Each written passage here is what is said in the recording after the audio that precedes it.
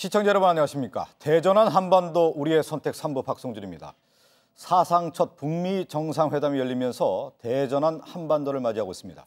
트럼프 대통령과 김정은 위원장은 공동선언문에 서명을 했는데 공동성명의 주요 내용을 살펴보고 핵심 쟁점이 무엇인지도 꼼꼼히 짚어보겠습니다. 현재 제7회 전국 동시지방선거가 순조롭게 진행 중입니다. 이번 지방선거의 전체 판세를 알아보고 주요 격전지도 자세히 살펴보겠습니다. 먼저 이 시간 최대 격전지 투표소 상황을 자세히 알아보도록 하겠습니다. 강남 투표소를 먼저 연결하겠는데요. 지금 서초구 투표소에 나와 있는 이상엽 기자를 연결하겠습니다. 이상엽 기자, 투표소를 찾는 시민들의 분위기를 먼저 전해주시겠는데 지금 많은 분들이 찾았죠. 얼마나 오셨습니까? 네, 정오 기준 현재 서울 투표율은 18.2%입니다. 전국 투표율 19.7%에 비해 조금 낮은 수준입니다. 이곳 서울 방배동 투표소에는 1000여 명 이상이 방문했습니다. 지금이 점심시간인데도 많은 시민들이 이곳 투표소를 찾고 있습니다. 투표는 별다른 사고 없이 순조롭게 진행되고 있습니다. 시민들이 한꺼번에 몰리는 정도는 아니지만 6시간 내내 투표소 안은 바쁘게 움직이고 있습니다. 투표소를 보면 인증샷을 찍은 시민들도 볼 수 있죠. 네, 그렇습니다. 지난해 초 선거법이 개정되면서 투표소 밖에서는 특정 정당의 기호를 뜻하는 사진을 찍을 수 있게 됐습니다. 시민들은 엄지나 V자 표시 등 손가락 모양을 하고 함께 투표하자며 SNS에 올리기도 했습니다. 지금까지 서울 서초구 방배동 투표소에서 JTBC 이상혜입니다. 네, 이번에는 이 최대 관심 지역으로 꼽히는 경남, 부산 소식을 알아보겠습니다. 선거 때마다 여야 격전지로 불리는 이른바 낙동강 벨트로 불리는 곳인데 구석찬 기자가 나가 있는데요. 구석찬 기자, 먼저 그곳 투표소 분위기가 어떻습니까? 네, 이곳 창원 용지초등학교에서는 차분한 분위기 속에 투표가 진행되고 있습니다. 그 어느 선거 때보다 관심이 커서 그런지 가족 단위로 투표소를 찾는 모습도 많이 보입니다. 경남의 유권자 수는 276만 5천 명으로 현재 투표율은 20%를 넘어섰습니다. 사전 투표율은 23.83%로 전국 평균을 웃돌았습니다. 4년 전 지방선거 당시 투표율은 59.8%였는데 경남 선관위는 이번에 70%에 육박할 것으로 내다보고 있습니다. 네, 이 낙동강의 한 축이죠. 이 부산의 열기도 뜨겁다고요. 네, 그렇습니다. 부산시장 인 한국당 서병수 후보와 해수부 장관 출신인 더불어민주당 오그돈 후보가 4년 만에 맞붙었기 때문입니다. 4년 전 지방선거에서는 1.3%포인트라는 접전을 펼쳤는데 이번 지방선거에서는 어떤 결과가 나타날지 관심이 쏠리고 있습니다. 네, 최대 격전지다 보니까 이제 관심이 쏠리고 있는데 이번에 이제 부산 투표소에서 소란이 잇따랐다고 하는데 어떤 일입니까? 네, 오늘 아침 7시 20분쯤 부산 동구 범일 1동 주민센터 제4투표소였는데요. 53살 남성이 투표 과정에서 우리나라에는 당이 2개밖에 없느냐라며 비례대표 투표용지 2장을 훼손한 겁니다. 이어 아침 8시쯤 부산시 강서구 녹산동 제8투표소에선 71살 남성이 투표용지에 누군가 도장을 찍어놓은 것 같다며 소란을 피우기도 했습니다. 선관위는 이 남성이 기표를 하다 잘못 찍은 것으로 보고 무효 처리를 한 뒤 집으로 돌려보냈습니다. 지금까지 경남 창원에서 JTBC 구석찬입니다. 네, 이번 지방선거에서는 또 제주도도 관심 지역으로 떠오르고 있는데 최충일 기자, 제주 상황을 알아보겠는데 투표는 순조롭게 이루어지고 있습니까? 네, 저는 제주시 이도이동 제4투표소가 마련된 제주제일중학교 체육관에 나와 있습니다. 소중한 한 표를 행사하려는 유권자들의 발길이 이어지고 있는데요. 제주는 오전 11시 현재 전국에서 가장 높은 20.1%의 투표율을 보이고 있습니다. 이곳을 비롯해 제주에 설치된 230개 투표소에는 오늘 오전 6시부터 투표가 시작돼 지금까지 별다른 문제 없이 순조롭게 투표가 진행되고 있습니다. 네, 이 전국 투표율 상황에서 제주도가 가장 높은 기록을 좀 보이고 있는데 그만큼 제주도의 투표 열기가 뜨겁다고 봐야 되겠군요. 네, 지난 8에서 9일 이루어진 사전투표에는 22.24%의 투표율을 기록했습니다. 전국 평균 20.14%의 2.1%포인트가 높은 8번째를 기록했었는데요. 4년 전 지방선거 사전투표율이 11.06%에 있던 거에 반해 2배 이상 높은 수치입니다. 현재 투표율이 전국에서 가장 높은 편이고 사전 투표율도 높은 만큼 총 투표율도 지난 선거보다 더 높아질 것인가에 대해서 관심이 모아지고 있습니다. 특히 이번 선거에서는 역대 도지사 선거 가운데 가장 많은 5명의 후보가 나서면서 선거에 대한 관심이 더 커진 것으로 보입니다. 지금까지 제주에서 JTBC 최충일입니다. 네, 이 전국 투표소 상황을 알아봤는데요. 잠시 후에 지방선거 관련해서 자세히 좀 분석을 하겠고요. 먼저 북미 정상회담과 관련해서 저희들이 좀 준비한 내용들이 좀 있는데요. 자세히 하나하나 좀 짚어보는 시간을 갖도록 하겠습니다. 이 북미 정상회담이 이제 무사히 끝났는데 관계 정상화의 첫 발을 뗐습니다. 한반도 평화 또 북미 관계에 어떤 변화가 가져올지 전문가와 함께 자세히 알아보겠습니다. 이 자리에 김종배 시사평론가와 함께했고요. 안녕하십니까? 네, 안녕하세요. 그리고 박원권 한동대 국제지역학과 교수 나오셨습니다. 안녕하세요. 안녕하십니까? 먼저 북미 정상회담 역사상 첫 회담이다 해서 많은 관심을 끌었는데 먼저 좀 총평 한번 하고 전체적인 내용들을 저희가 하나하나 좀 짚어보도록 하겠는데요. 어제의 결과가 공동선언문에 이제 담겼다고 볼 수가 있는데 어떻게 보셨고 앞으로 이제 추이라고 할까 이런 것까지 좀 예견을 해서 전체적인 어떤 분위기를 좀 한번 말씀해 주시면 어떻겠습니까? 70년 만에 미국과 북한과 미국의 정상이 모여서 그 회담을 했다라는 것은 아주 역사적으로 기념이 될 만한 그런 사건입니다. 이제 후세가 그것을 역사적으로 하나의 기념으로 분명히 볼 것이고요. 또 한반도에만 지금 계속되고 있는 이 냉전의 그 체제를 해체하는 어떤 실마리를 보였다라는 측면에서도 역시 의미가 있다라고 생각합니다. 다만 이제 그 공동 선언서의 성명서에 나온 내용을 보면 우리가 기대했던 수준에는 미치지 못한 것은 사실입니다. 왜냐하면 지난 수개월 동안 아마 이 자리에서도 여러 차례 얘기가 된 것으로 제가 기억을 하는데 어쨌든 이번에 핵심은 북한의 비핵화고 그리고 비핵화에 대해서 이전과는 다른 좀 진전된 조치를 우리 모두 기대했었는데 막상 이제 뚜껑을 열어보니까 굉장히 큰 범위에서 큰 틀에서만의 이제 합의가 발표가 된 거죠. 그래서 이미 그거보다는 훨씬 더 많은 논의가 진전이 됐었는데 이제 그 논의들을 담지 못한 것이 이제 좀 아쉬움이 남고요. 그럼에도 이제 앞으로가 저는 매우 중요하다라고 생각을 합니다. 당장 이제 폼페이오 장관이 한국을 올 것이고 그리고 이제 후속 회담을 어떻게 우리가 이끌어 가느냐.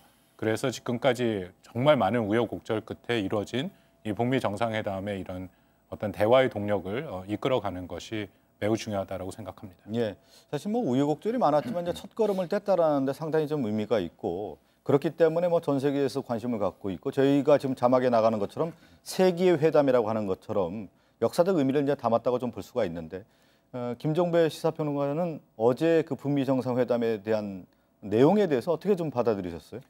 평가 기준을 어디에 두느냐에 따라서 평가가 완전히 달라질 수 있다고 생각합니다. 예를 들어서 북미 정상회담이 있기 하루 전에 폼페이오 미 국무장관이 기자회견을 했습니다. 이 자리에서 뭐냐면 CVID를 다시 언급을 하면서 특히 V가 중요하다. 검증 가능하고 이 부분이 중요하다. 이게 담보될 수 있는지가 중요하다고까지 발언한 것을 놓고 보면 CVID가 이 그 합의문에 포함이 되지 않은 그 점에 대해서 미흡하다고 평가를 할 수도 있겠죠. 그런데 시점을 조금만 더 거슬러 올라가면 저는 어제 그 트럼프 대통령이 북미 정상회담 이후에 가졌던 기자회견에서 했던 발언 하나를 좀 주목하고 싶은데요. 팩트는 좀 틀렸습니다. 서울에만 2,800만 명이 산다고 이야기를 했는데 수도권이죠, 사실은 엄밀하게 얘기를 하면. 그런데 중요한 것은 서울에만 2,800만 명이 사는 이런 상황에서 전쟁을 일으키고 싶지 않다라는 발언을 했습니다. 이 이야기가 무슨 이야기냐면 시점을 조금만 돌려서 연말 연초로 돌아간다면 사실 한반도를 휘어 감았던 게 뭐냐면 전쟁 위기감이었습니다. 그런 점에서 이것을 불식할 수 있었다라고 하는 점에서는 저는 대단한 진전이라고 생각을 하고요. 또 한 가지 눈여겨봐야 되는 것은 그 합의문에도 명시되어 있고 이후에 그러니까 그 트럼프 대통령이 좀 더 구체적으로 이야기를 했지만 폼페이오 미 국무장관과 북한의 그 카운터파트가 고위급 실무회담을 연다. 그러면서 기자회견에서는 그게 다음 주에 개시가 된다고 시점까지 특정을 했기 때문에 이어서 바로 구체화 작업에 들어가기 때문에 그렇게 실망할 필요도 없고 혹평할 필요도 없다. 그러니까 거대한 첫걸음을 떼었다는 데 의미를 두면 된다. 저는 그렇게 생각합니다. 그런 의미에서 볼 때 이제 사실 이제 북미 정상회담까지 올 때 상당히 이제 우여곡절이 있었는데 지금 두 번의 이제 의견을 봤을 때는 분명히 이제 엇갈리는 부분 중에 하나가 뭐냐면 이번에 이제 공동 선언문 중에 CVID가 이제 포함됐느냐에 대한 부분을 가지고 상당히 엇갈렸던 반응이 좀 나왔는데 첫 발을 뗐다는 의미가 있고 지금 그런 어떤 구체적 내용에 대해서 포함되지 않았다는 면에서 좀 부족한 것이 아니냐 이제 박 교수님 그런 지적을 했는데 어제 그 트럼프 대통령이 기자회견하면서도 이런 질문들이 좀 나왔는데 저희가 좀 준비한 내용이 있는데 공동 합의문에 이제 CVID 약속이 포함되지 않아서 도널드 트럼프 미국 대통령이 기자회견을 통해 입장을 밝혔는데요. 관련 발언을 좀 듣고 오겠습니다. Not talk about verifiable or irreversible denuclearization. Yeah. Is that a concession on the part of the United States? No, not at all, because if you look at it, I mean, it said we are going to, let's say here, it will be gone. I don't think you can be any more plain than what we're asking. Issues related to the establishment of the new U.S. DPKR relations, the building. We talk about the guarantees, and we talk about unwavering commitment to the complete denuclearization of the Korean Peninsula. 네, 그 기자회견 저도 저 내용을 좀 지켜봤는데 트럼프 대통령이 여유가 있고 뭐 기자들 했던 질문 이제 날카로운 질문이라고 할 수 있는데 가장 그 핵심 쟁점에 대한 질문이었는데 합의문 내용의 공동선언문에 쉽게 설명돼 있다. 그리고 새로운 관계를 구축할 것이고 또 하나는 완전한 한반도 비핵화에 대한 변함없는 의지를 확인했다. 이렇게 표현을 했는데요. 박 교수님께서는 좀 부족하다는 얘기를 했는데 트럼프 대통령의 기자회견 그리고 기자들의 어떤 질문 그리고 우리나라도 역시 이 내용에 대한 어떤 행간의 의미를 좀 읽어야 되는데 박 교수님 어떻게 해석하세요? 왜 제가 부족하다고 말씀을 드리는 것이 이것이 뭐 아까 말씀하셨습니다만 미국에서 먼저 얘기를 많이 했던 것이고요. 조금 전에 말씀하신 것처럼 폼페이오 국무장관이 바로 그 전날 이미 예정도 되지 않았던 기자회견을 자청해서 이번 회담에서 미국이 그 궁극적으로 목표를 하는 것은 CVID다. 네. 그중에도 특히 B, 검증이 매우 중요하다. 그래서 그것을 위해서 지금 마지막까지 그 김정은 위원장의 전략적 결단을 기다린다. 이제 그렇게 얘기를 했거든요. 그것뿐만 아니라 그 전에도 이제 계속 그런 식의 얘기를 했습니다. 결국은 그래서 이번 회담에서 비핵화 관련돼서 이제 4가지 주제를 우리가 갖고 얘기를 했는데 그것이 방금 말씀드린 비핵화의 정의죠. 그리고 거기서 또 그 멈춘 것은 아니고 비핵화의 시기까지도 얘기를 했습니다. 그래서 2020년까지 비핵화가 이루어진다. 그다음에 하나는 비핵화의 방법이죠. 어떻게 검증을 할 것인가에 대한 것도 이번에 나와야 된다라고 얘기를 했고 마지막으로 이것이 제일 중요한 건데 비핵화의 조건으로서 예를 들어서 뭐 완전한 비핵화를 북한한테 요구를 하면 북한의 입장에서는 또 완전한 체제 보장, 우리가 CVIG도 얘기를 하지 않았습니까? 그것이 어떤 형태로 맞교환될 것인가. 이제 그런 논의를 지난 한 2달 이상을 해왔는데 막상 뚜껑을 여니까 이제 그런 논의들이 다 빠져 있다라는 거죠. 그래서 어저께 그 트럼프 대통령 기자회견을 말씀하셨습니다만 대부분의 기자들의 질문도 제가 지금 말씀드린 그 내용을 갖고 계속 질문을 한 거죠. 그것들을 우리는 이제 기대를 하고 있었는데 여기서 빠진 거에 대해서 트럼프 대통령 어떻게 생각을 하냐. 그랬더니 트럼프 대통령이 구두로 다 얘기를 하긴 했습니다. 4가지를. 근데 그것이 협상 안에 들어가 있지 않고 그러니까 공동성명서에 들어가 있지 않다라는 것에 대한 우려가 있다라는 거죠. 네. 근데 이 점을 좀 봐야 될 것 같아요. CVID는 북한이 그 담보해야 되는 약속 사항이죠. 그러면 북한 입장에서는 그러면 우리가 CVID를 그러면 약속을 하면 너희들도 뭘 내놔라 해야 될 텐데 그 미국에 요구하는 게 CVIG일 겁니다. 그렇죠? 완전하고 검증 가능하고 되돌이킬 수 없는 체제 보장안을 그럼 갖고 와라. 그럼 맞교환하자 이렇게 돼야 되는데 문제는 여기에 있었던 것 같습니다. 미국이 오히려 CVIG를 북한에 내놓을 만큼의 준비가 되어 있지 않았다. 무슨 이야기냐면 이것이 되기 위해서 중간에 계속 나왔던 것이 미 의회와의 어떤 조율까지도 그러니까 이야기가 돼야 되는 건데 이것이 담보되지 않은 상태에서 북한이 이걸 받을 것인가의 문제. 이런 점에서 CVID가 왜 안 당겼느냐라고 하는 점만 지적할 부분이 아니고 미국이 CVIG를 내놓을 만큼의 충분한 그 준비를 했는가. 어제 그래서 트럼프 대통령이 시간이 부족했다는 이야기를 어제 기자회견에서 했던 것들도 결국은 이런 맥락에서 봐야 되지 않을까 싶은 거고요. 특히나 북미 정상회담이 있기 일주일 전에 미국 민주당 지도부가 사실은 태클을 거는 듯한 공개 서한을 트럼프 대통령한테 보냈던 점. 이런 것들까지를 고려를 하면은 미국 안에서의 준비와 사전 정지 작업 또한 필요했던 측면들도 있다. 그래서 이렇게 본다면 트럼프 대통령이 준비가 부족했다고 평가를 한다면 그건 할 말이 없는 것이지만 왜 CVID가 담기지 않았느냐만 갖고 이야기하는 거는 반쪽짜리다. 그러면 CVIG는 왜 안 담겼느냐. 이것도 사실은 같이 이야기해야 되는 건데 이 여건이 창출되어 있었는가라고 하는 점을 좀 복귀할 필요가 있다는 것이죠. 저는 또 이런 해석도 좀 가능하지 않을까 싶어요. 이제 트럼프 대통령도 그렇고 이제 존 볼턴 같은 경우도 처음에 뭐 일괄 타결 얘기하면서 확실한 어떤 CVID, 뭐 폼페이오 같은 경우는 영원한 이런 어떤 검증 가능하고 돌이킬 수 없고 뭐 이런 내용들에 대한 것들을 다 포함했지만 실제 협상 단계에 갔을 때는 우리가 얘기하는 신고를 하고 검증하고 사찰하고 이 폐기까지 간다라는 것이 시간적으로 필요하다라는 것을 미국에서도 어느 정도 좀 받아들인 거 아니냐. 그렇기 때문에 트럼프 대통령이 과정에서 일괄 타결보다는 이제 프로세스라고 하는 어떤 과정을 더 중요시한 내용을 봤을 때 현실적인 어떤 포괄적인 내용으로 이번 공동선언문을 담긴 게 아니냐 이런 생각이 좀 들었거든요. 이번에 미국의 접근은 지금 말씀하신 거래 원래 이제 비핵화의 접근은 그 방법이 맞죠. 네. 그러니까 원래 이제 실무진들이 모여서 어떻게 이 비핵화를 진행시킬 것인가. 구체적으로 말씀드리면 원래 이제 2단계입니다. 신고 검증과 핵 폐기로 들어가야 되는 거고요. 그런데 이제 지난 2005년 9.19 공동성명 때 북한은 이 단계를 5개로 나눴죠. 그래서 처음 시작한 것이 핵 동결로 시작해서 핵 불능화, 신고 검증도 나누고 맨 마지막으로 핵 폐기로 갔다. 그런데 우리가 지난 25년간 경험을 한 것을 보면 늘 핵 동결과 핵 불능화 조치까지는 어느 정도 됐는데 문제가 신고 검증에서 다 걸렸습니다. 핵 폐기까지는 못 갔고요. 그래서 우리가 그 모든 걸 알기 때문에 미국도 그렇고 우리의 정부도 그렇고 이번에는 그런 방식으로 접근할 수가 없다. 네네. 오히려 탑 다운으로 가자. 그러니까 다시 말씀드리면 거꾸로 핵 폐기랑 신고 검증에 대해서 그것을 동시에 가자. 그래서 일괄 타결이니 압축적 방법이니 네네. 이제 그런 얘기가 거기서 나온 거거든요. 그래서 우리가 이제 기대한 것은 당연히 이번에 핵 폐기의 어떤 우선적인 조치를 기대를 했던 건데 만약에 뭐 당연히 이해합니다. 그것이 굉장히 어려운 문제라는 것을 이해를 하죠. 근데 트럼프 대통령이 본인도 여러 가지 올인 원이라는 일괄 타결이라는 것을 얘기를 했고 그리고 뭐 존 볼튼 보좌관을 통해서도 충분히 의사를 전달한 건데 그것이 다시 원래대로 간다면은 지금 이런 식의 회담 자체가 별로 의미가 없었던 거죠. 그러니까 처음부터 실무진이 모여서 지난 2005년을 준용해서 말씀을 드리면 9.19 공동성명 이후에 실행 조치가 2.13 조치가 나오는데 1년 5개월이 걸렸습니다. 그러니까 최소한 1년 이상은 협의를 하고 그다음에 정상이 만나는 게 맞았죠.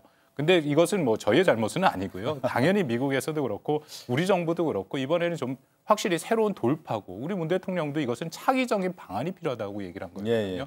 그렇기 때문에 우리가 기대 수준이 높아졌던 거죠. 근데 저도 이번에 보면 채널이 이제 한 3개 정도로 움직이지 않았습니까? 예를 들면 판문점에서 성김 필리핀 대사와 최선희 이제 외무상 부상이 이제 만나서 관련된 내용을 좀 협의를 하고 있었고 또 실무회담은 싱가포르에서 있었고 또 하나는 김영철 통전부장이 폼페이오와 만나서 실질적인 어떤 대담을 통해서 이끌어내려고 했지만 마지막까지는 사실 이제 조율이라고 할 때 사전 포석을 두고서 하나하나 이제 내용에 대한 것들을 담아내야 되는데 그러한 것까지 가기에는 시간이 좀 부족했다라는 것이 현실적으로 트럼프 대통령도 인정한 거 아니냐라는 좀 해석이 좀 가능한 거죠. 그렇죠. 그리고 지금 박홍근 교수님이 말씀하신 대로 트럼프 대통령이나 폼페이오 장관이 그동안 했던 말을 기준으로 삼으면 후퇴한 건 맞아요.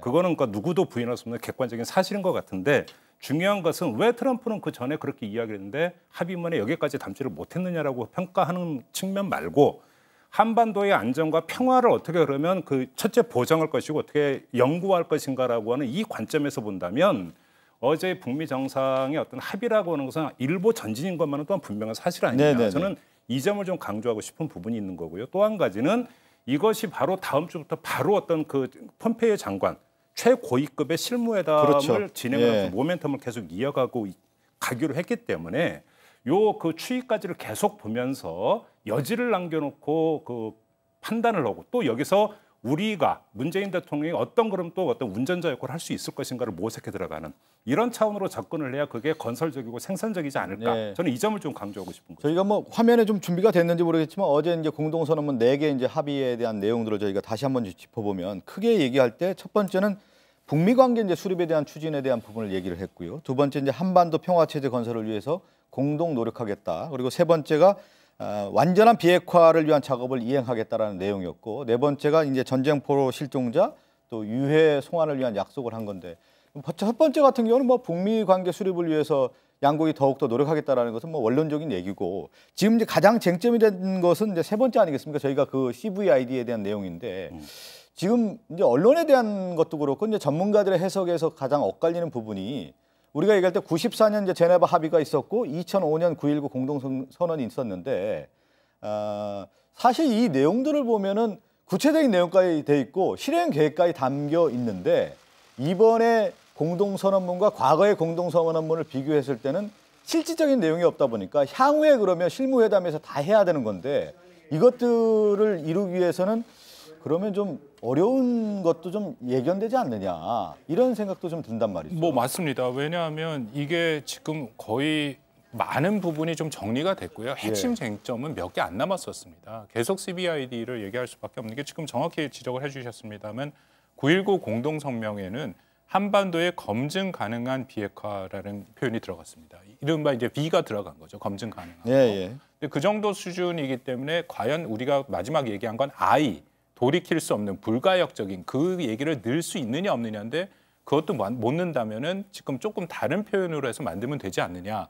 거기까지 지금 합의가 됐던 부분이 있었거든요. 그리고 시기도 뭐 어느 정도 그 미국 간에도 협의가 됐고 그 시기에 대해서도 좀 어느 정도 공감대를 형성되는데 지금 가장 핵심은 우리 김종배 의원님 말씀해 주신 것처럼 그 부분이죠. 결국은 체제 안전 보장을 어떻게 제공을 할 것인가. 거기서 걸릴 수밖에 없다라는 건 우리도 다 알고 있었습니다. 그래서 과연 어떤 체제 보장안을 줘야 김정은의 북한과 김정은 위원장이 좀 안전을 느끼고 그것이 상호 교환이 될 수 있느냐에 대한 고민은 있었거든요.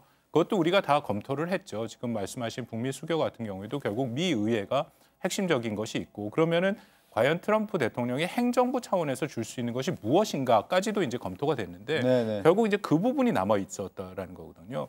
근데 만약에 이번에 그것을 풀지 못했다면은 지금 곧 뭐 그 고위급 회담이 열린다만 정상들 간의 결정 사안인데 그것이 실무회담에서 아무리 얘기를 해봤자 그것이 다시 정상으로 올라가지 않는 한 그 안에서 해결되기가 어렵다라는 거죠. 그래서 저는 이제 현재까지는 이게 평가가 됐고 앞으로가 중요하다고 생각을 합니다. 그래서 조만간에 제2차 북미 정상회담을 열어서요. 지금 말씀드린 몇 가지 핵심 쟁점에 대해서 다시 한번 논의하는 그런 자리가 필요하지 않을까 생각합니다. 저는 여기서 다시 한번 좀 그 여러 이제 해석들이 있고 뭐 의견도 이제 분분한데 트럼프 대통령과 김정은 위원장의 어떤 의지가 담겨 있다고 생각이 좀 드는데 트럼프 대통령이 어제 이제 정상회담 마치고 이제 귀국길에 트위터에 이제 그 내용들을 좀 담았는데 이 내용을 보면은 귀국길에요. 이 내용을 보면은 이런 내용이 나옵니다. 김 위원장에게 첫 과감한 조치를 두고 감사하다는 것과 더 이상의 미사일 발사도 핵실험 또는 연구도 없다라는 내용을 이제 담았는데 이건 뭐냐면 그 4개 합의문 이외에 김정은 위원장에 대한 어떤 신뢰를 상당히 그 실어주는 그 무게 중심을 두지 않았습니까? 근데 그 범위를 넘어선 것 같은 게요. 지금 그 합의문의 그 내용 중에 하나가 이거잖아요. 사망에 보면은 사망이죠, 사망. 한반도의 그 완전한 비핵화를 위해서 노력한다. 그 아니 전문을 보면은 트럼프 대통령은 북한에 체제 안정을 제공하라고 김정은 위원장은 한반도의 완전한 비핵화를 위한 확실한 약속을 재확인했다. 이 문구가 있는데 어제 기자회견에서 나왔던 내용을 가지고 한번 대입을 해보면 이렇게도 해석이 될 수 있습니다. 어제 기자회견에서 트럼프 대통령이 무슨 말을 했냐면 김정은 위원장이 미사일 엔진 시험장을 폐쇄하고 있다고 말을 했다 나에게 라고 했고 조금 전에 이제 그 소개해 주셨던 트위터 내용도 사실은 그거하고 연동이 되어 있는 것 아니겠습니까? 그리고 그 전 단계에서 했던 게 풍계리 핵실험장 폐쇄를 했습니다. 자 그러면 그러니까 핵무기를 그 실험할 수 있는 실험장을 폐쇄를 했고 이어서 미국이 대단히 민감하게 생각하는 ICBM과 관련해서 미사일 엔진 시험장을 폐쇄하고 있다고 한다면 미국 입장에서는 북한이 사실은 초기 단계 이행에 들어갔다고 완전한 비핵화를 위한 라고 해석할 여지를 줬다라고 하는 거고요. 그다음에 이게 어제 그 기자회견에서 돌출 발언으로 간주를 하는데 돌출 발언이 아니라 전략 발언일 가능성이 있는 게 이건 좀 이따 다시 얘기할 기회가 있겠지만 트럼프 대통령이 어떤 이야기를 하냐면 그 대화 과정에서 한미연합 군사훈련을 중단할 수도 있다라고 하는 요지의 발언을 합니다. 그래서 듣는 사람들을 깜짝 놀라겠는데 가만히 돌이켜서 생각을 해보면 자 그러면 그러니까 트럼프 대통령은 의회를 거치지 않고 트럼프 대통령이 독자적으로 대통령의 권한을 가지고 판단해서 북한에 줄 수 있는 초기 단계의 조치가 성의 표시가 뭐냐. 거기서 체제 안전 보장이라고 하는 것이 정치적으로 북미 수교까지 가는 부분이 있지만 또 한 가지는 군사적 위협을 줄여 들어가는 과정 일단 여기서부터 시작이 될 수 있는데 한미연합 군사훈련을 중단할 수도 있다라고 하는 발언 자체를 여기서 해석할 수 있다는 겁니다. 이렇게 본다면 서로 어떤 아주 그 초기 단계에서의 기브 앤 테이크가 벌써 시작이 되고 있다. 이렇게도 해석할 여지가 있다는 것이죠. 그리고 또 인상적인 것이 뭐 그 트위터를 통해서 이제 그 트럼프 대통령이 믿고 이제 확신한다는 내용을 전해줬는데 북한의 이제 노동신문에 보면요, 그 노동신문 이면에 김정은 위원장과 존 볼턴이 악수하는 사진까지 실었다고 하는데 사실은 북한 입장에서 볼 때 가장 그 적대시하는 인물 중에 하나가 존 볼턴 백악관 보좌관 아니겠습니까? 그런데 악수하는 저 장면을 실었다라는 내용을 봤을 때 북한의 입장도 새로운 걸 좀 보여주고 싶어하는 어떤 선언적 의미도 분명히 있는 것이 아니냐라고 좀 볼 수 있지 않을까요?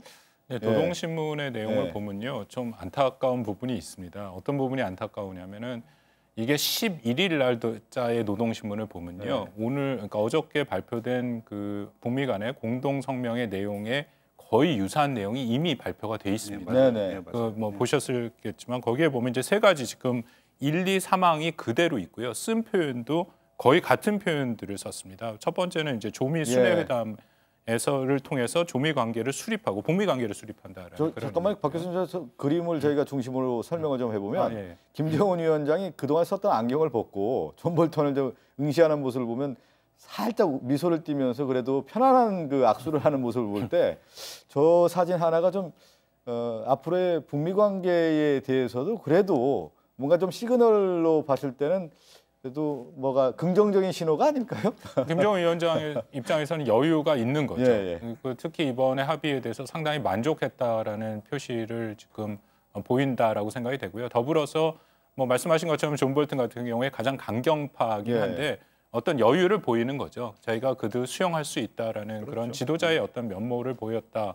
역시 그것은 이제 김정은 위원장이 지금까지 해왔던 이미지 정치의 연장선상에서 우리가 이해할 수 있다라고 생각이 됩니다. 근데 그 저 사진을 보면은 그 옆에 보면 이제 존 켈리 그 백악관 비서실장하고 폼페이오 국무장관이 있는데 사실 이번에 이제 북미 정상회담과 관련해서 존 볼턴 같은 경우는 강경파이고 실제 폼페이오와 어떤 갈등선도 분명히 있었지 않았습니까? 그래서 이번 회담에 오냐 마냐라는 얘기가 있었지만 존 볼턴이 실제 나타났고 또 김정은 위원장과 저렇게 이제 악수하는 모습, 분위기 있는 어떤 모습이 봤을 때 존 볼턴이 그동안의 어떤 강경 기조의 목소리가 요 근래에는 사실 좀 사그라들지 않았나 싶은데요. 근데 이미 그 대선은 어느 정도 결정이 된 것 같은 게 어제 그 북미 합의문에 어떤 문구가 있냐면 그대로 읽어드리면 이후 미국과 조선민주주의 인민공화국은 마이크 폼페이오 미 국무장관이 진행하는 고위급 실무회담을 최대한 빨리 추진한다. 그러니까 폼페이오라고는 이름 여기에는 지금 명시가 되어 있습니다. 그렇죠. 그러니까 무슨 얘기냐면 북미 간의 이제 그 고위급 실무회담의 창구, 그다음에 그 최고위급의 어떤 인물이 누구냐면 볼턴이 아니라는 그렇죠. 거예요. 폼페이오로 이미 명문화까지 되어 있다면 미국과 그 행정부 안에서의 교통 정리는 이미 끝났다. 물론 어제 기자회견에서 보면은 트럼프 대통령이 폼페이오 앤드 볼턴이라고 잠깐 언급을 해주긴 해요. 그런데 그거는 제가 볼 때는 성의 표시인 것 같고 결국은 주도권은 폼페이오로 넘어갔다. 그래서 볼턴 요인이라고 하는 것들이 얼마만큼 큰가. 그거는 예를 들어서 고위급 실무회담이 제대로 안 돼가지고 다시 강경 매파가 목소리를 높여야 되는 상황이 온다면 모르겠으나 그게 아니라면 이미 트럼프 행정부 안에서의 교통 정리는 끝났다고 봐도 될 것 같습니다. 그리고 지금 하나하나 이제 그 도널드 트럼프 대통령이 얘기하는 내용들이 이제 한국에서 우리나라 같은 경우 가장 큰 쟁점이 되는 얘기들을 좀 많이 했는데 주한미군과 관련해서 얘기를 좀 했는데요. 특히 한미연합 군사훈련 중단할 수 있다라는 내용까지 좀 발언을 했는데요. 저희가 관련 내용을 좀 담아봤는데 이 얘기를 좀 듣고 저희가 해석을 좀 해보도록 하겠습니다. Get our soldiers out. I want to bring our soldiers back home. We have right now 32,000 soldiers in South Korea. And I'd like to be able to bring them back home. But that's not part of the equation right now. At some point, I hope it will be, but not right now. We will be stopping the war games, which will save us a tremendous amount of money, unless and until we see that the future negotiation is not going along like it should. But we'll be saving a tremendous amount of money. 그 폭스뉴스와 이제 인터뷰 관련해서 저 내용이 나오지 않았습니까? 이제 주한미군과 관련해서는 뭐 확고하게 이제 자기들의 어떤 생각을 얘기를 했고 또 하나가 뭐냐면 우리가 얘기하는 한미연합 훈련과 관련해서의 중단 얘기까지 좀 나왔는데 이 내용이 이제 우리에게 이제 전해지면서 여파는 좀 클 것 같습니다. 논란이 좀 될 것 같은데 이걸 어떻게 봐야 될까요? 저는 뭐 연합훈련 문제는 사실은 어저께 나왔던 이 비핵화에 대해서 조치보다 훨씬 더 민감하고 중요한 문제다라고 생각이 됩니다. 왜냐하면 이제 몇 가지가 있는데요. 그 어저께 기자회견에서 갑자기 얘기가 나왔는데 이게 연합훈련 중단인지 축소인지 중단이라면 영구 중단인지 일시 중단인지 그런 것들이 확인이 안 됐죠. 그런데 오히려 북한에서 오늘 확인을 했습니다. 노동신문에 따르면은 미국과 북한 간의 협상이 진행되는 한 연합훈련을 중단하기로 했다라고 그렇게 이제 나왔고요. 그리고 트위터를 통해서 이제 오늘 오전에 트럼프 대통령이 다시 한번 확인을 했습니다.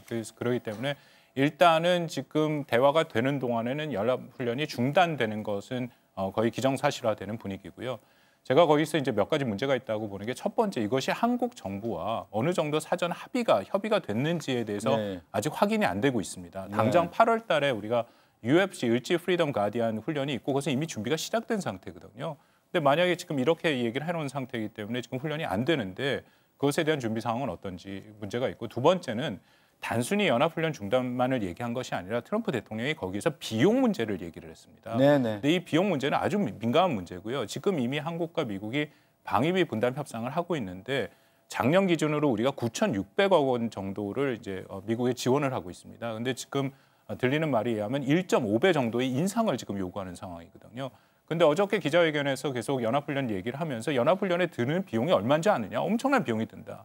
그러니까 이 의미는 우리가 여태까지 한미 동맹이라는 것이 일종의 자유민주주의를 공유하는 가치 동맹으로 생각을 했는데 트럼프 대통령은 여전히 출범하면서 우리가 뭐 좀 알고는 있었습니다만 가치 동맹이 아니라 편익 계산을 우선시하는 이익 동맹 형태로 가고 있다라는 것을 어저께 명확히 보여준 거거든요. 이것에 대해서는 우리 정부가 아주 치밀하게 준비를 할 필요가 있다고 생각을 합니다. 조금 전에 저는 말씀을 드렸기 때문에 저게 일종의 기브앤테이크로 본다고 한다면 좀 보는 관점을 달리할 필요가 있다는 점은 조금 전에 말씀을 드렸으니까 다시 거듭해서 말씀을 드리지 않겠고요. 맥스 선더 훈련이 진행될 때 남북 회담이 갑자기 중단이 됐던 선례를 한번 좀 생각해 볼 필요가 있겠다. 무슨 이야기냐면 저것이 북미 간의 어떤 대화 내지 남북 간의 대화와 교류에 만약 한미연합 군사훈련이 중단이 된다면 그 플러스 요인으로 작동할 가능성이 높다라고 하는 점을 좀 크게 봤으면 좋겠다. 그리고 또 한 가지는 이게 지금 우리의 사회 안에서 남남 갈등이 유발이 되면서 저거에 대해서 목소리가 높아지면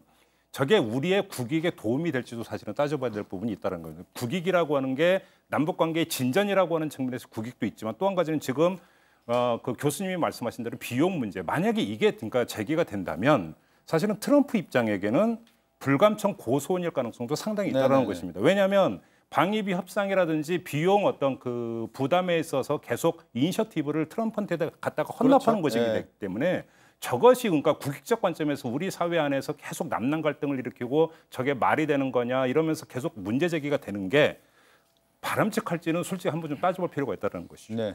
저 비용 문제를 거론했다라는 것이 이제 트럼프 대통령이 사실 이제 미 대선 과정에서도 주한미군 주둔 비용과 관련해서 한국이 좀 더 떠안아야 된다는 얘기를 계속 해오지 않았습니까? 그러면서 이번에 북미 정상회담 이후에 폭스 뉴스와의 인터뷰에서 한미 연합 훈련의 중단을 얘기를 하고 특히 그 내용을 얘기를 하면서 비용 문제를 얘기했다라는 것은 결국은 한미 관계에 있어서 가장 중요한 키라는 것은 주한미군이고 그것이 이제 동맹의 가치를 유지하는 건데 비용 문제를 언급했다라는 것은 우리가 바라보는 시각하고 또 미국에서 바라보는 시각이 엄연히 좀 다른 문제로 좀 접근되는 거 아니냐라는 생각이 좀 들거든요. 이거는 뭐 미국 전반적이다보다는 트럼프 대통령과 트럼프 행정부의 특징으로 우리가 이해하는 게 중요합니다. 근데 물론 뭐 트럼프 대통령을 선출한 것이 미국인들이기 때문에 뭐 이것을 완전히 분리하기는 좀 어렵긴 하겠죠.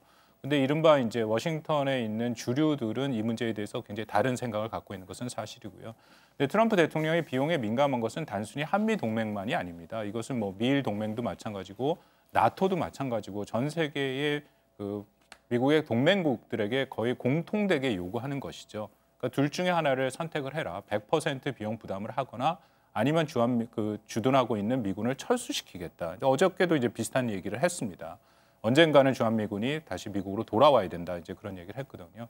그래서 이 문제는 아마 트럼프 대통령이 있는 한, 행정부가 지속되는 한 계속 제기될 문제이기 때문에 우리가 이것을 어떻게 접근하느냐는 매우 중요하고요.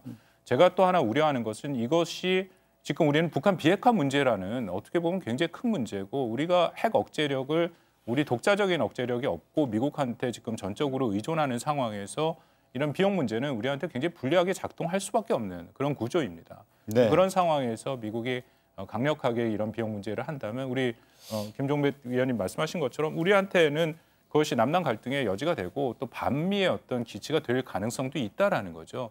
근데 지금 북한 비핵화를 두고 이렇게 한다는 것은 우리 입장에서는 굉장히 큰 위험 부담이 있다라는 거기 때문에 우리가 정말 신중하게 잘 접근할 필요가 있다고 생각을 합니다. 비용 문제를 거론는 데는 또 하나의 정책 포석에 깔려 있는 것으로 봐야 될 것 같습니다. 중간 선거를 앞두고 있는데 지금 트럼프의 지지율이 조금씩 오르고 있다는 거예요. 그러니까 경제 상황이 좋아지면서.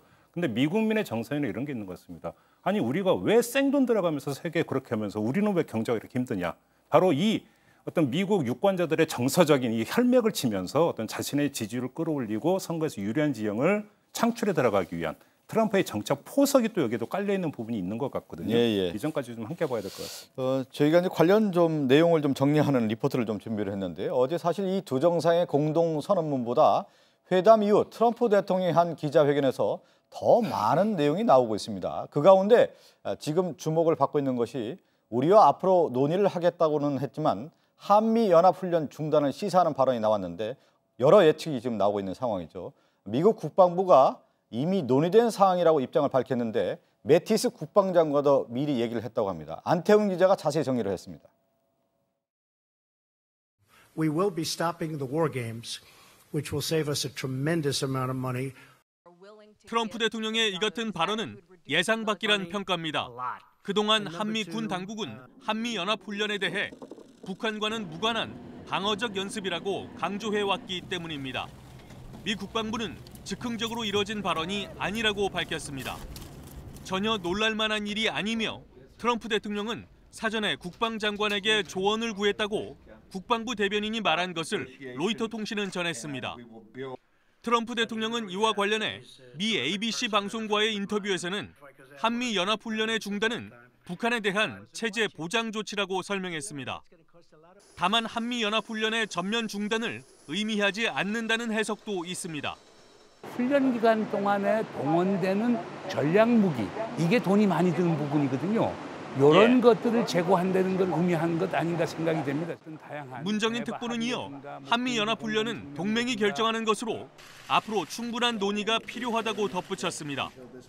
트럼프 대통령은 핵 우산 문제도 언급했습니다. 언론 인터뷰에서 완전한 한반도 비핵화라는 문구의 의미가 핵 우산 문제를 논의할 수 있다는 뜻이냐는 질문에 핵 우산 제거 문제는 논의하지 않았다고 말했습니다. 그러면서 한반도 비핵화는 북한이 핵무기를 제거하는 걸 의미한다고 밝혔습니다. JTBC 안태훈입니다. 사실 한미연합 중단 훈련과 관련된 내용을 저희가 다시 한번 좀 정리를 해드렸는데 앞서 두 분도 얘기했지만 사실 이 문제는 한미동맹에 대한 문제이고 특히 또 우리나라에서의 바라보는 어떤 시각에 따라서 보수와 진보 세력에 의해서 바라보는 시각이 좀 워낙 다르지 않습니까? 특히 보수 같은 경우는 한미 동맹의 우위에 있어서 가장 중요한 어떤 한미 연합 훈련을 유지해야 된다는 어떤 입장인데 미국의 트럼프 대통령의 입을 통해서 중단할 수 있다는 얘기가 나왔기 때문에 관련된 내용을 어떻게 받아들이고 또 어떻게 해석하느냐에 따라서 지금 얘기하는 것처럼 남남 갈등까지도 상당히 좀 우려되는 부분이 있거든요. 글쎄요, 저는 이걸 꼭 보수와 진보의 문제라고 보기보다는 방금 문정인 교수님 얘기하신 부분에 상당히 동의가 됩니다. 왜냐하면 일단은 그 비핵화 과정이 지속이 되고 그리고 진행이 되고 그리고 미국 간의 그 긴장 관계가 완화되고 예를 들어 종전선언이 이뤄지고 그다음에 우리가 생각했던 평화 프로세스가 시작이 되면 어느 시점에서 연합훈련 전략자산 전개 문제, 주한미군의 역할 변경은 얘기가 돼야죠. 근데 방금 문 교수님 얘기하신 부분에 비하면 저것은 연합훈련의 축소를 지금 얘기를 하는 거거든요. 근데 지금 제가 이야기는 어저께 트럼프 대통령도 그렇고 오늘 조선중앙통신에서도 얘기한 것은 중단을 얘기를 하고 있습니다. 근데 중단이랑 축소랑은 매우 다르죠. 축소하는 것은 2012년 이전에 이제 북한 비핵화의 핵 위기가 고도화되기 전에 상황으로 돌아가는 것이기 때문에 전략 자산이 전개가 안 되는 수준을 얘기를 하는 건데 연합훈련을 그냥 중단한다는 것은 한미가 연합체제인데 그냥 훈련을 안 한다라는 얘기거든요. 그러면은 연합훈련의 가장 기본적인 것은 훈련을 안 하면 연합체제가 유지가 안 되죠. 그러니까 그 부분은 굉장히 좀 민감한 부분이기 때문에 물론 이것이 어떤 일시적인 것 또 어떤 조건이 걸린 것이라면은 또 그리고 충분히 한국과 상의된 것이라면 우리가 어느 정도 이 부분을 검토할 필요가 있지만 만약에 그렇지 않고 어저께 즉흥적은 아니죠. 미국은 네. 당연히 저는 검토를 했을 거라고 생각을 하고 일방적으로 나온 것이라면 이것은 좀 문제가 있다고 생각합니다. 요거를 좀 봐야 될 것 같습니다. 지금 그 트럼프 대통령이 영원한 중단이 아니라 대화가 진행되는 동안이라고 하는 단서를 깔지 않았습니까? 예. 그러면 우리가 북미 대화가 진행되는 동안. 그렇죠. 그러면 북미 대화가 도대체 언제까지 진행이 돼야 되는데요? 네. 3년이 걸릴 겁니까? 5년이 걸릴 겁니까? 10년이 걸릴 겁니까? 지금 모두가 이야기하면서 얼마나 최단 기간 내에 압축적으로 해서 그렇죠. 끝내느냐라고 네. 하는 문제. 그래서 언제 종전선언을 하느냐가 지금 관심사가 되고 있는데 네. 그러면 자, 그 북미 대화가 최대한 압축적이고 생산적으로 진행이 돼서 빨리 끝내야 된다는 전제가 된다면 북미 대화가 진행되는 동안에 한미연합훈련의 일시 중단이라고 하는 게 그렇게 대단한 문제가 되는 것이냐. 예. 다시 말해서 항구적인 중단이 아니지 않습니까? 그러면 평창 올림픽 기간 동안에 한미연합 군사훈련 중단이 됐었습니다. 누가 문제 삼은 적 있습니까? 예. 없지 않습니까? 저는 이 관점에서 좀 바라봐 줬으면 좋겠다는 거죠. 네, 뭐 시기적인 어떤 문제에 대해서는 어떤 해석, 특히 그런데 한편으로 또 이런 걱정도 좀 되는 부분이 있어요. 뭐냐면 공동선언문 저희가 앞에 살펴봤지만 이 내용의 모든 것은 신뢰에 기반을 해서 한다라는 건데 그러면 신뢰가 깨진다고 했을 때의 위험 부담도 분명히 있다라는 것이 좀 생각이 좀 드는데. 아니 한번 이렇게 상상을 해보죠. 자, 그 김정은 위원장과 트럼프 대통령이 만주에 앉은 상태에서 트럼프 대통령이 저 얘기를 했습니다. 북미 대화가 진행되는 동안에 한미연합 훈련 안 하겠습니다. 했습니다. 근데 갑자기 그냥 하겠습니다 하겠으면 그다음에 북미 대화가 어떻게 되겠습니까? 이건 아주 쉬운 상상 아니겠습니까? 저는 이런 점까지 좀 고려해 들어가면서 현실적으로 그다음에 실용적으로 좀 파악을 했으면 좋겠다라는 말씀을 정말 드리고 싶어요. 네네. 자, 그리고 이제 트럼프 대통령이 또 발언한 내용이 있는데 저희 한반도 관련해서 수도권에 2,800만 명 뭐 죽은 주민들이 이제 살고 있다는 얘기까지 하면서 실질적으로 이제 주한미군 관련된 내용들을 언급을 했는데 저희가 이제 관련 내용을 좀 담아봤는데 트럼프 대통령의 발언 얘기를 듣고 이 내용이 담긴 의미가 무엇인지도 좀 알아보도록 하겠습니다. I don't want to be threatening. They understood that. And you've seen what was perhaps going to happen. And you know, Seoul has 28 million people. We think we have big cities. You look at New York where it has 8 million people. We think it's a big city. Seoul has 28 million people. Think of that. And it's right next to the border. It's right next to the DMZ. It's right there. I mean, if this would have happened, I think, you know, I've heard, 100,000 people. I think you could have lost 20 million people, 30 million people. This is really an honor for me to be doing this because I think, you know, potentially you could have lost, 30, 40, 50 million people. The city of Seoul, one of the biggest cities in the world, is right next to the border. 네. 뭐 서울이라고 하는 표현을 했지만 사실 이제 서울 인근을 해서 이제 수도권 인구가 이제 한 2,800만 명이라는데 아마 누가 조언을 했겠죠. 이제 서울의 수도권을 비롯해서 인구가 2,800명 살고 있는데 전쟁이 일어났을 경우에 그 인명 피해라는 것은 엄연한 현실 아니냐라고 하는 언급을 했거든요. 그만큼 그러면 전쟁의 위험성에 대한 것을 트럼프 대통령도 인식을 하고 있다는 얘기인데 그런데 그 이전에 보면 트럼프 대통령은 사실은 전쟁에 대해서 언제든지 내가 할 수 있다라고 하는 어떤 위험 선포를 해왔단 말이에요. 위협적인 어떤 발언들을 해왔는데 저 발언과 그 이전의 어떤 발언을 비교한다면 어떤 차이가 있는 건가요? 그러니까 그래서 그 어제 기자회견에서 미국 기자가 물어보자는 그럼 도대체 화용과 분노 발언은 도대체 왜 했느냐라고 물어보니까 북한의 핵무력 완성을 용납할 수 없었기 때문에 했던 발언이다. 이렇게 그러니까 우리식으로 그러니까 번역을 하고 통역을 한다면 화용과 분노 발언이라고 하는 것은 그러니까 북한을 압박하기 위한 압박용 어떤 발언. 압박용 뭐 선전용이라 이런 그렇죠. 얘기인가요? 그러니까 이런 발언인 거지 정말로 내가 전쟁을 일으키고 싶어서 그런 얘기를 한 건 아니다. 또 그 전쟁을 일으키고 싶지 않다라고 하는 표현까지 어제 썼어요. 이런 점을 본다면 그 트럼프 대통령이 그 겉으로 드러내면서 하는 발언과 속으로 사실은 그 또 입력되고 판단하고 있는 정책 기준은 달랐다. 그 이전 단계에서.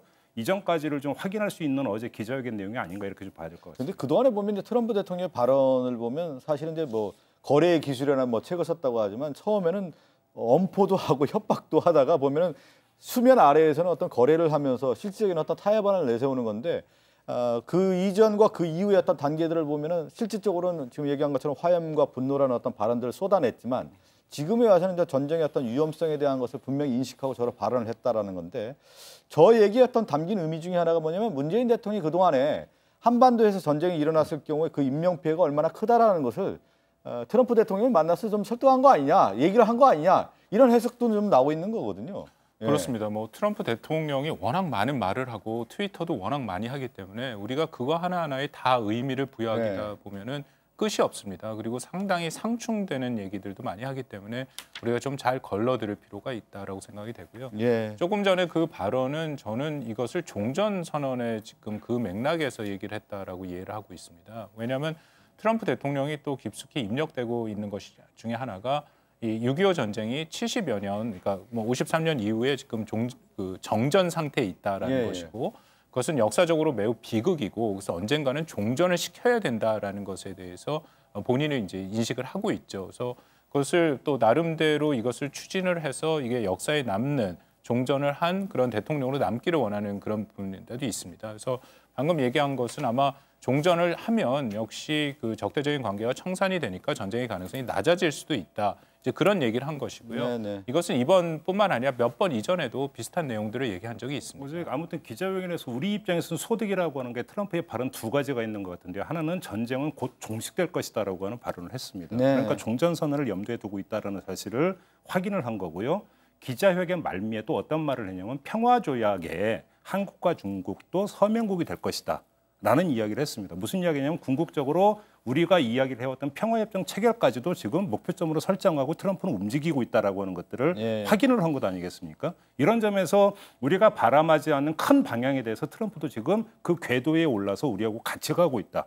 이 점을 좀 긍정적인 신호로 받아들일 필요가 있다고 생각합니다. 근데 또 당초에는 원래 그 종전선언 얘기했기 때문에 좀 언급을 하는 것이 이제 북미 정상회담을 하고 나서 또 역사적인 의미를 담기 위해서 종전선언에 대한 내용을 좀 담는 거 아니냐라는 얘기가 나왔는데 이렇게 얘기되면은 사실 그 평화협정으로 가기 위한 어떤 전 단계로서 종전선언을 하고 종전선언의 어떤 주체가 남북미가 되겠느냐 아니면 뭐 남북미중이 되겠느냐 이런 뭐 논란도 있었지 않았습니까? 그런데 지금 얘기 나오는 거 보면 트럼프 대통령이 전쟁에 대한 종식을 얘기했다라는 것은 결국은 7월 27일이 사실은 이제 그 정전협정 체결 날 아니겠습니까? 맞습니다. 그 이전에 종전선언 정도는 어느 정도 좀 얘기가 나와야 지금 얘기한 것처럼 뭐 비핵화로 가는 어떤 큰 목표를 그릴 때 사전적 단계에서의 어떤 포석의 의미로서 종전선언이 있지 않겠느냐 이렇게 또 얘기가 되는 거 아닐까요? 저 트럼프 대통령의 의미를 좀 해석해 보면 거기까지는 나갈 수 있다는 생각이 좀 드는데. 뭐 종전선언은 사실 이번 6.12 때 될 수도 있었다라는 얘기를 했었고요. 트럼프 대통령이 종전 합의라는 표현을 쓰긴 했습니다만 사인을 할 수도 있다라고 했죠. 근데 결국은 그것은 안 됐고 우리 정부 입장에서는 이제 남북미 종전선언까지 준비를 하고 있었던 상황이고요. 근데 지금 이런 상황에서 저는 뭐 종전선언은 가능하다라고 봅니다. 그리고 어떻게 보면 필요성도 충분히 이해를 하고 있고요.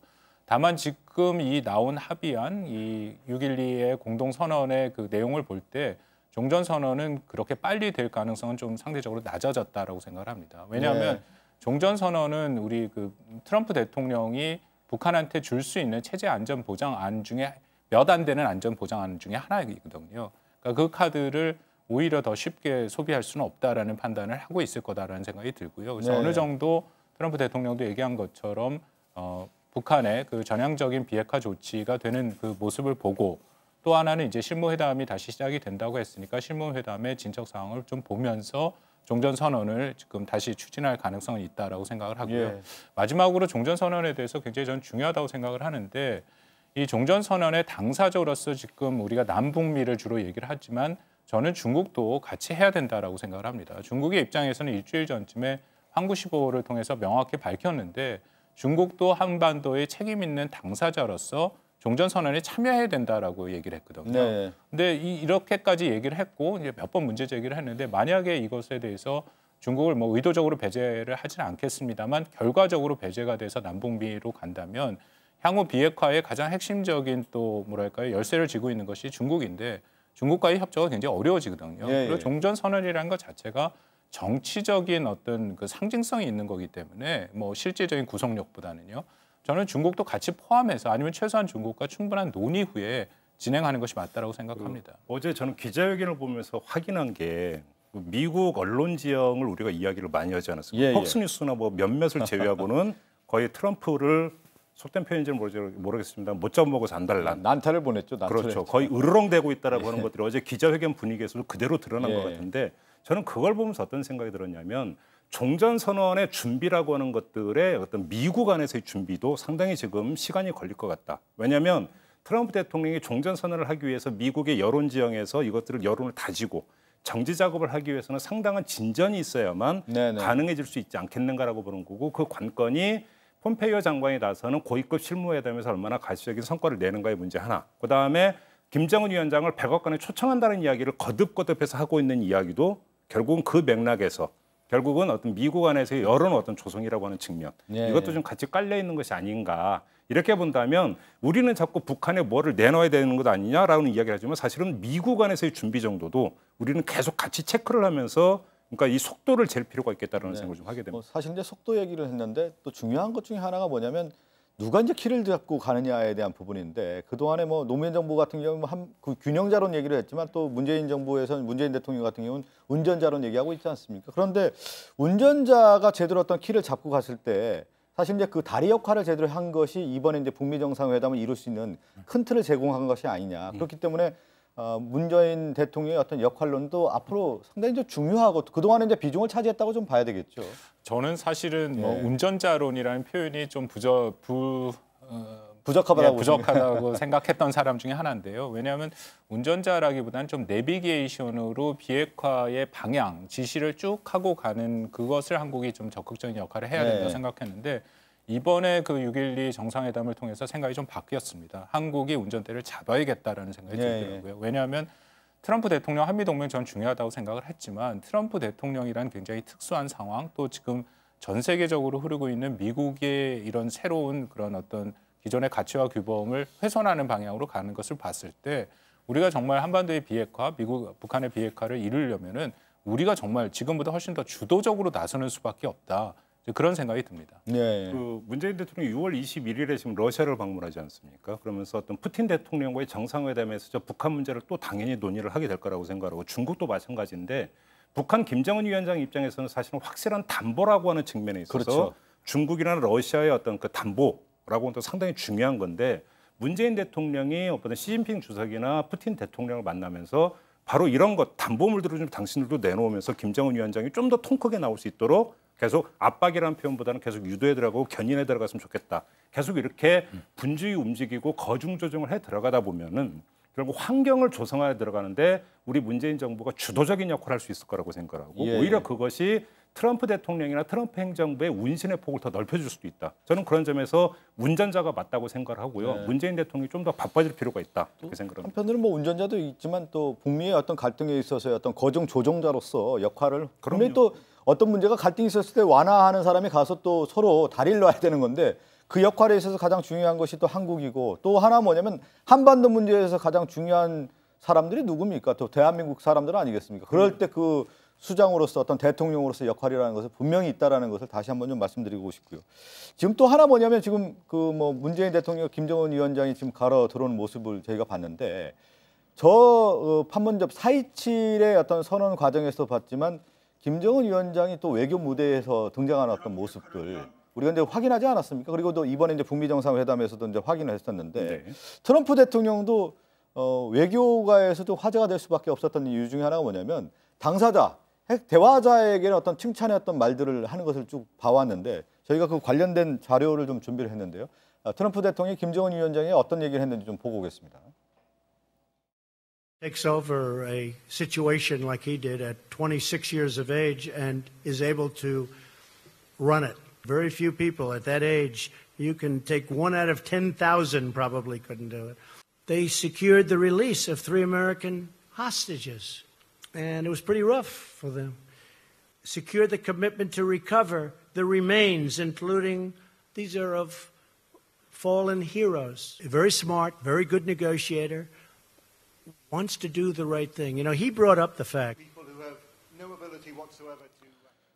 첫 번째 단어가 재능이 많다라는 거고 마지막에는 그 훌륭한 협상가라는 표현을 썼다라는 건데 어떤 의미일까요? 저 장면만 보고 어제 전체적으로 그 분위기를 보면 조금 전에 말씀하신 것처럼 한국이 이제 어떻게 보면은 중재자 조정자 역할을 해야 된다고 말씀하셨는데 그게 필요 없어 보입니다. 이게 뭐 트럼프 대통령이 충분히 김정은 위원장에 대해서 뭐 기자회견도 다 보셨겠지만 다 대변을 해서 얘기를 했거든요. 뭐 그게 좀 나쁘다고 생각지는 않습니다. 왜냐하면 트럼프 대통령도 어저께 모임을 그런 이미 좀 정의를 했는데 뭐라고 얘기를 했냐면 영어로 써 죄송합니다만 get to know 미팅이라고 했거든요. 서로를 알아가는 그런 미팅이다 했는데 어저께 뭐 1분만이면 자기는 알 수 있다라고 얘기를 했지만 뭐 사실은 이미 다 안 거죠. 근데 뭐 상당히 긍정적인 이미지를 갖고 있는 것은 뭐 분명히 보입니다. 그러면 앞으로 뭔가 대화에 그 좀 확실히 좀 부드러운 대화의 가능성은 있다라고 생각이 됩니다. 네. 트럼프 대통령이 시진핑 주석한테 처음에는 뭐 나의 그 친한 친구 이런 표현을 썼다가 포커 플레이어라고도 하고 뭔가 급변심을 하는 사람이기 때문에 그 군명마다 또 그러니까 대하는 자세가 달라지기 때문에 만사불여튼튼이라고 계속 돌다리도 두들겨 보고 오니까 지나가는 심정으로 조심조심을 좀 해야 되겠죠. 그래 좀 조심한다는 얘기했지만 저는 어제도 제가 앞서도 얘기했지만 4개의 합의문이 있지만 트럼프 대통령이 신뢰라는 얘기를 계속 썼는데 신뢰가 무너졌을 때는 더 위험할 수 있다라는 내용이 좀 담보가 되기 때문에 저렇게 사실은 좋은 말로 어떤 칭찬도 해줬지만 그 내면에는 수면 아래에는 위험 요소도 분명히 있다라는 것을 우리가 이제 인식을 해야 될 것 같고 또 트럼프 대통령이 그 기자회견 직전에 두 지도자 하나의 운명이라는 6분짜리 영상을 좀 상영을 했었는데 눈길을 끌었던 내용이었습니다. 관련된 내용들을 좀 저희가 좀 정리를 했었는데 영상도 저 공개하고 또 지금 화면에 보면은 저 캐딜락 완이죠. 네. 저 내용도 좀 트럼프 대통령이 나의 차다 하면서 자랑하니까 또 정말 좋다 이런 어떤 반응하고 산책길에서 여러 이제 에피소드도 좀 많지 않았습니까? 그만큼 그 우위를 좀 돈독하게 하는 어떤 계기도 분명히 있었던 것 같아요. 정상회담의 딱딱한 회담뿐만 아니라 서로 스킨십을 할 수 있는 어떤 계기들을 마련했던 것이 이번에 이제 북미 정상회담의 큰 특징이 아닌가 싶습니다. 네. 그러니까 항상 모든 문제는 불신에서부터 그러니까 비롯되는 것이기 때문에 일단 불신은 그 상당 부분을 걷어냈다라고 하는 것에 대해서 일단 안도를 하는 거고요. 근데 저거는 이제 카메라가 보이는 상태에서의 모습의 연출일 수도 있기 때문에 좀 걸러서 봐야 되는 부분들이 있는 것 같고 그럼에도 불구하고 트럼프 대통령이 정상회담 과정이나 이후 기자회견 과정에서 일관되게 계속했던 이야기 뭐냐면 김정은 위원장을 속으로 믿든 안 믿든 믿고 간다라고 하는 기조를 분명히 그러니까 확인했다는 점만큼은 상당히 중요한 그다음에 긍정적인 신호로 받아들여야 되지 않을까 그렇게 생각합니다. 네, 제가 뭐 앞서 얘기한 것처럼 이제 6분짜리 미국에서 이제 동영상을 제작을 했는데 앞으로 이제 북한이 맞이할 수 있는 미래의 모습을 담은 영상이라고 하는데요. 미국이 직접 제작한 영상이라고 합니다. 김정은 위원장도 봤다고 하는데 관련 내용을 좀 보고 오겠습니다. 트럼프 대통령의 등장을 기다리는 사이 기자회견장의 모니터 양쪽에서 동영상이 상영됩니다. 70억 인구가 지구에 살고 있습니다. 숨가쁘게 화면들이 전환되고 곧이어 트럼프 대통령과 김정은 위원장이 등장합니다. 더 적은 수의 사람들만이 고국을 개변하고 역사를 바꾸는 결단을 내리거나 행동을 취할 것입니다. 김 위원장의 선택이 밝은 미래를 가져올 것이라고도 합니다. 우정, 신뢰, 선의가 있는 곳 그 세계에 합류하십시오. 기회의 문들이 활짝 열릴 수 있는 곳 시작될까요? 그리고 김 위원장의 결단을 얘기합니다. 오늘 바로 지금 이 순간 세계는 지켜볼 것입니다. 여겨들 것입니다. 기대할 것입니다. 희망할 것입니다. 이 지도자는 조국의 개변을 선택할까요? 동영상은 미국 현지 영화사인 데스티니 픽처스가 제작했습니다. 모두 4분 30초짜리 분량으로 영어와 한국어 두 가지 버전으로 만들어졌습니다. 이례적인 동영상의 등장은 북한이 약속을 이행할 경우 맞게 될 미래를 보여주기 위한 메시지를 담은 것으로 보입니다. 트럼프 대통령은 이 동영상이 상영되기 전 김 위원장에게 직접 보여줬다고 합니다. 이 동영상은 이것이 현실이 될까요? 미래는 아직 쓰여지지 않았습니다란 말과 함께 끝을 맺었습니다. JTBC 이승필입니다. 저 동영상 같은 경우는 미국의 이제 영화사가 만들었다고 하는데 저희가 뭐 관련 내용 잠깐 봤지만 사실 우리나라에서 만들지 않았다는 것을 엄연하게 좀 확인할 수가 있는데 용어도 그렇고 보면은 그렇지만 이제 미국에서 의도한 내용을 담았다라고 봐야 되지 않을까요? 그리고 직접 확대 그 정상회담을 할 때 트럼프 대통령이 아이패드로 뭐 김정은 위원장 또 김영철 통전부장 등 다 그 관계자들에게 보여줬다고 합니다. 동영상의 저 의미는 뭘까요? 그러니까 그 북한이 비핵화를 이루면 번영이 기다리고 있다라고 하는 메시지를 계속 어떤 폼페이오 장관도 밝힌 바가 있고 트럼프 대통령도 밝힌 바가 있고 이번에는 말이 아니라 동영상으로 지금 보여주고 있는 것 아니겠습니까? 근데 북한이 원하고 있는 것은 번영 이전에 예. 체제의 안정인 부분인 것이고요. 그러니까 합의문에도 그런 게 들어가 있는 것 아니겠습니까? 예. 지금 저희가 그 북미 정상회담과 관련해서 관련된 내용들을 좀 하나하나 좀 살펴봤는데요. 지금 두 분 얘기 들었지만 4개 선언문에 보면 공동 선언문에 보면은 해석의 여지가 여러 가지가 있지만 일단은 이제 터전을 닦았다라는 부분에 대해서는 우리가 좀 다 이제 그 같은 생각을 이루고 있지 않습니까? 근데 가장 중요한 것 중에 하나가 뭐냐면 이제부터 이제 시작이라고 할 수가 있는데 앞으로 어떻게 지금 비핵화의 길로 갈 것인지 또 거기에 따라서 이제 미국의 어떤 반응 그리고 북한은 어떻게 대응할 것인지 하나 좀 살펴보도록 하겠고 오늘 좀 박원권 교수님은 관련된 도움 말씀해 주셔서 여기서 좀 인사를 좀 드리도록 하겠습니다. 네, 제7회 전국 동시지방선거와 교육감 선거, 국회의원 재보궐선거의 투표가 시작됐습니다. 시도지사와 교육감 선거 등의 평균 경쟁률은 2.3대 1, 또 국회의원 재보궐선거의 평균 경쟁률은 3.8대 1입니다. 지역의 일꾼을 뽑는 이번 선거의 투표는 오후 6시까지인데요. 이 사전 투표와 달리 반드시 지정된 투표소에서 투표를 해야 하고 본인의 주민등록증이나 여권, 또 운전면허증 등 공공기관이 발행한 신분증을 가지고 가야 합니다. 관련 내용 이주찬 기자가 정리했습니다. 지정된 투표소에서 신분증을 제시하면 먼저 석장 또는 넉장의 투표용지를 받습니다. 광역단체장과 기초단체장, 교육감 투표용지입니다. 국회의원 재보궐선거 지역이라면 한 장을 더 받아 모두 넉장입니다. 이렇게 1차 투표를 마치면 2차로 넉장의 투표용지를 또 받습니다. 광역의원과 기초의원, 광역비례대표와 기초비례대표의원 투표용지입니다. 기초의원은 같은 정당이라도 2명 이상 출마할 수 있습니다. 가나다 순으로 기호를 받는데 반드시 1명만 투표해야 합니다. 인증사진은 투표소 바깥에서 찍는 것만 허용되는데 엄지손가락이나 V자 표시 등 특정 기호를 나타내는 손가락 모양이나 제스처를 취하고 찍은 사진을 인터넷상에 올려도 괜찮습니다. 하지만 기표용지나 투표소 내부에선 촬영해서는 안 됩니다. 투표 시간은 오전 6시부터 오후 6시까지입니다. 중앙선거관리위원회는 투표 종료 후 개표 작업에 들어가면 이르면 밤 10시 30분쯤 당선자들의 윤곽이 드러날 것이라고 내다봤습니다. 다만 일부 접전 지역의 경우 내일 새벽에 가서야 당선자가 확정될 전망입니다. JTBC 이주찬입니다. 네, 이 또 최대 격전지로 좀 가보도록 하겠습니다. 최대 격전지 중에 한 곳으로 꼽히는 대구인데요. 윤두열 기자, 지금 사전 투표율이 지금 대구 같은 경우는 최저로 기록되고 있는데 지금 이 시각 투표 열기는 어떻습니까?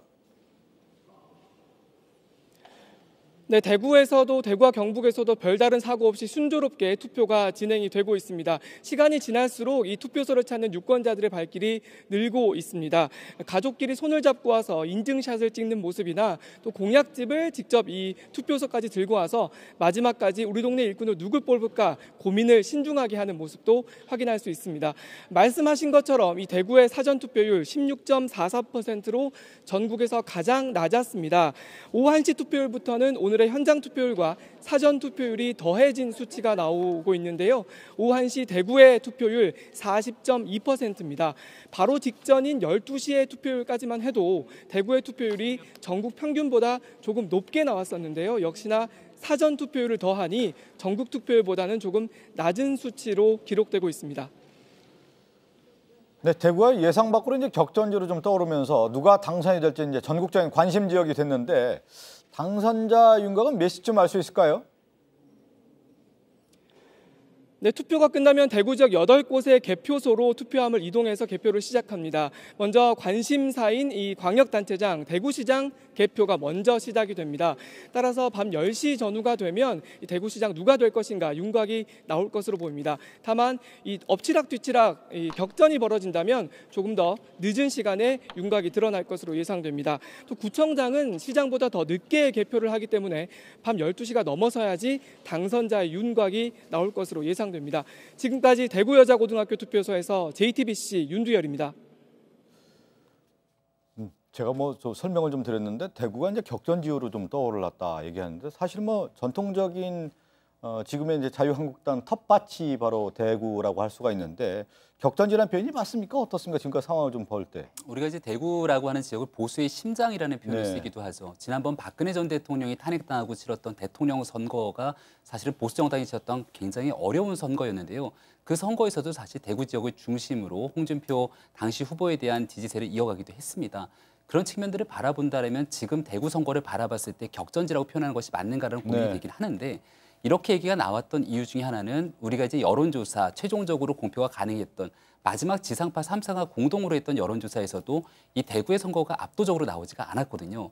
그러다 보니까 당시 17개 광역자치단체장 선거 중에서 경북 같은 경우는 한국당이 우세적으로 나오지만 대구 같은 경우는 오차 범위 내에서 접전을 벌이는 것으로 나왔습니다. 예, 예. 물론 물론 부동층이 상당히 많긴 했지만 그러한 상황에서 최종적인 유권자의 표심이 어떨지가 궁금한 거고 지금까지 선거 과정을 볼 때 이렇게까지 이 보수 정당이 위기를 가졌던 적이 없기 때문에 상당히 주목이 되는 곳이 대구기도 한 것 같습니다. 네, 뭐 이제 뚜껑을 열어봐야 안다고 하지만 지금 보면 이제 대구에 이제 새 후보가 이제 후보 등록을 했는데 더불어민주당 임대인 후보, 또 자유한국당 현 시장이죠 권영진 후보, 그리고 김명진 이제 바른미래당 후보라고 할 수가 있는데 대구 같은 경우는 뭐 지금 이제 최대 격전지로 나와서 이제 오차 범위까지 얘기가 있었다 얘기를 하지만 사실은 자유한국당에서의 아성인데 격전지로 이렇게 등록이 됐다는 것 자체가 어떻게 보면 이번 선거에 자유한국당이 상당히 어려운 점을 한 단면으로 보여주는 거 아닌가라는 생각이 좀 들거든요. 그래서 민주당 지도부 추미애 대표를 비롯한 민주당 지도부가 선거운동 막판에 거의 대구에 올인을 하다시피 선거운동을 했던 이유가 그것 아니겠습니까? 뭐냐면 잘하면 대구에서 역전도 가능하겠다라고 하는 기대감이 여기 이제 반영이 되어 있었는데 사실은 누구도 예상할 수가 없는 게 부동층이 너무 많았어요. 마지막 여론조사에서 보면은 부동층이 너무 많았기 때문에 이 그 자유한국당과 민주당 후보의 그 지지율을 합하면 겨우 과반을 조금 넘는 수준이었기 때문에 이 부동층의 표심의 향배가 어디로 가느냐에 따라서 완전히 달라질 수 있기 때문에 누구도 지금 어떤 예상하기 힘든 곳이 아마 대구 시장 선거일 겁니다. 네, 또 하나 이제 우리가 여론조사를 얘기를 많이 하는데 여론조사 결과가 어떻게 나오고 또 실제 이제 투표 개표를 했을 경우에 그 상황이 대구에서 어떻게 나올지가 아마 최대 관심 지역일까라는 생각이 좀 드는데요. 자, 이제 벌써 투표가 시작된 지 6시부터 했으니까 이제 7시간이 좀 넘었습니다. 이번에는 이제 충청 쪽 상황을 좀 알아보도록 하겠는데요. 대전에 나가 있는 취재 기자를 연결하겠습니다. 전영재 기자, 현재까지 대전과 충남북 투표율 얼마나 집계됐는지요? 예, 현재 지금 제가 있는 곳은 대전 가장초등학교에 마련된 투표소입니다. 확실히 오후가 되면서 사람들이 오전보다 늘기는 했지만 줄을 서거나 기다리는 모습은 보이지 않고 있습니다. 사전 투표율까지 합쳐서 집계된 투표율은 대전이 28.7%, 충북이 44.8%, 충남이 43.8%를 기록하고 있는데요. 충북 제천 단양과 천안 갑, 천안 병 국회의원 재보궐선거도 진행 중입니다. 이 대전뿐 아니라 이제 충북과 충남에서 조금 이 특별한 유권자들이 나왔다고 하는데요. 어떤 유권자들입니까? 네, 오늘 오전 충남 논산군 연산초등학교에 마련된 투표소에는 양지서당의 훈장님들이 흰 도포를 입고 갓을 쓴 채 투표를 했습니다. 투표소 밖에서 손가락 하트를 하고 인증샷을 찍기도 했습니다. 또 대청호에 둘러싸여서 육지의 섬이라고 불리는 충북 옥천군 오대리 마을 주민들은 배를 타고 죽향초등학교에 마련된 투표소를 찾았습니다. 5가구 주민 대부분이 사전투표를 마쳤고 오늘은 2명만이 투표를 한 상태입니다. 오늘 오전 10시 35분쯤에는 충남 서산시 차동초등학교에 마련된 제3투표소에서 50대 남성이 휴대전화로 자신의 투표용지를 촬영하다 현장에서 적발됐습니다. 촬영된 사진은 지워졌고 해당 투표용지는 무효 처리가 됐습니다. 지금까지 대전 가장초등학교 투표소에서 JTBC 정영재입니다. 네, 대전의 투표율이 42.5%라고 하는군요. 대전 상황을 좀 알아봤는데 한번 그 중부권이라고 하는데 뭐 대전, 충남, 충북이라고 하는 게 우리나라는 사실은 뭐 동쪽과 서쪽이 딱 나눠져 있는데 과연 이제 중앙의 어떤 텃밭을 누가 차지할 것이냐, 중부권에 대한 관심도가 가장 높은 지역이 바로 대전, 충남, 충북이라고 할 수가 있는데 이번에는 어떻게 보세요? 지금 뭐 선거가 진행이 되고 있기 때문에 판세를 여기서 예단해서 말씀을 드리는 것은 별로 적절한 것 같지는 않고요. 관심사는 사실은 그 대전 충남 지역 같은 경우는 두 가지가 겹쳐 있었죠. 하나는 이 국정농단 사태의 여파가 계속되고 있는 상황에서 이것이 표심이 어떻게 작동이 되는가의 문제 하나. 그다음에 또 한 가지는 그 안희정 쇼크, 라고 하는 것들이 표심에 또 어떤 영향을 미칠 것인가.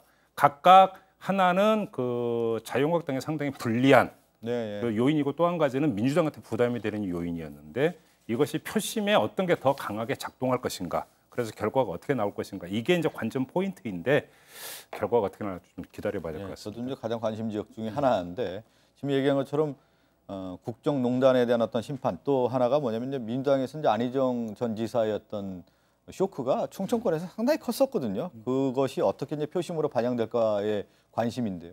그래서 이제 자유한국당 입장에서 영남권의 5곳 더하기 추가적으로 승기를 잡을 수 있는 곳이 어딘가라고 얘기했을 때 빼놓지 않는 곳이 충청남도입니다. 네. 충남지사가 안희정 쇼크에서 비롯된 유권자들의 민심이 결국 그대로 이어서 더불어민주당을 선택할 것인가 그렇지 않을 거라고 한국당이 자신하고 있는 건데요. 다만 이제 한국당에서 자신 있게 공천했던 후보가 이인재 후보, 그러니까 올드보이의 귀환이라고 표현을 하기도 했는데 과연 이 이인재 후보에 대해서 충청권 민심이 어떻게 작용될지를 좀 지켜봐야 되는 선거라고 보고요. 충청권 같은 경우는 이번 지방선거에서 뿐만이 아니라 이번 12곳 보궐선거 중에 3곳이 충청에 몰려 있습니다. 네. 충남에 2곳이 있고요. 그리고 충북 지역에 1곳의 보궐선거가 있기 때문에 이 보궐선거에 대한 민심과 그리고 지방선거가 함께 맞물려 돌아갈 가능성이 굉장히 크거든요. 그러니까 여기에 대해서 아마도 한쪽으로 이 민심을 정확히 쏟아낼 것인지 굉장히 주목되는 선거인 것 같습니다. 네, 또 그 12개 뭐 또 국회의원 재보궐선거가 있는데 사실 이제 충남지사 선거는 천안의 인구가 분포도가 상당히 많기 때문에 이번에 천안에서 또 2개의 재보궐선거가 진행되기 때문에 그 결과도 좀 맞물려서 같이 좀 살펴봐야 될 것 같고요. 이번에 좀 광주 전남 지역 투표 상황을 알아보겠습니다. 광주 전남은 사전 투표 열기가 가장 뜨거웠던 곳 중에 한 곳이었는데요. 정진명 기자, 자, 오전보다는 시민들이 투표소에 많이 찾아오고 있다고요? 네, 낮 시간이 되면서 투표소를 찾는 시민들의 발길은 꾸준히 늘고 있습니다. 가족 단위로 투표소를 찾은 시민들의 모습도 자주 볼 수 있는데요. 투표를 마친 일부 유권자는 인증샷을 찍어 SNS에 올리기도 했습니다. 이곳 투표소는 국회의원 재보궐선거가 함께 치러지면서 유권자들은 8장의 투표용지를 받았는데요. 먼저 4장의 투표용지를 받아 기표에 투표함에 넣고 다시 4장을 받아 투표를 마무리했습니다. 투표용지가 너무 많다 보니 일부 유권자는 혼란스러워하기도 했는데요. 선거 사무원의 안내에 따라 차분히 투표를 마쳤습니다. 현재 투표는 광주 전남 1220여 개 투표소에서 차분한 분위기 속에 순조롭게 진행되고 있습니다. 네, 이제 아마 이제 점심 식사를 하고 유권자들이 또 투표소에 찾을 것으로 예상되는데 지금 이제 점심 시간이 지나면서 투표율이 많이 올랐다면서요? 네, 조금 전 오후 1시부터 사전 투표율이 포함되면서 투표율은 크게 올랐습니다. 오후 1시까지 투표율은 광주 44.1%, 전남 55.9%를 기록하고 있습니다. 지난 지방선거의 최종 투표율은 광주 57.1%, 전남 65.6%였는데요. 이번 선거에서 이 수치를 넘어설지 지켜봐야 할 것 같습니다. 광주 전남에서는 오늘 선거에서 광역단체장과 교육감 각각 2명, 기초단체장 27명 등 모두 423명이 새로 선출됩니다. 광주 서구 갑과 전남 영암 무안 신안 재선거 국회의원 2명도 뽑게 됩니다. 이번 선거의 유권자 수는 광주 117만 2천여 명, 전남 157만 7천여 명입니다. 지금까지 광주 치평동 제2투표소에서 JTBC 정지명입니다.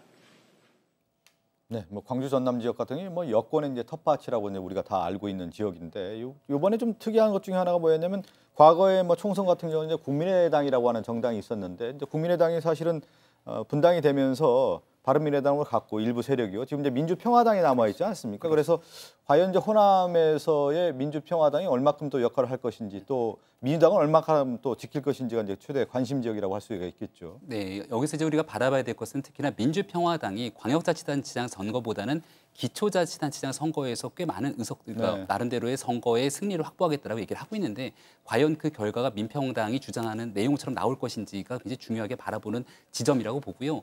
그 성과를 달성했다고 하면 지역의 기반적 요건들을 마련하는 겁니다. 그렇다면 2년 뒤에 있는 총선 과정에서도 지금 같은 상태로서 정당이 조직 기반의 기초를 마련하는 건데 만약에 지금 민주평화당이 주장하는 것과 달리 민주당이 압승으로 끝나게 된다면 추후 정계 개편의 속도에서 민주평화당도 그 대상이 될 수밖에 없기 때문에 주목할 선거라고 보고요.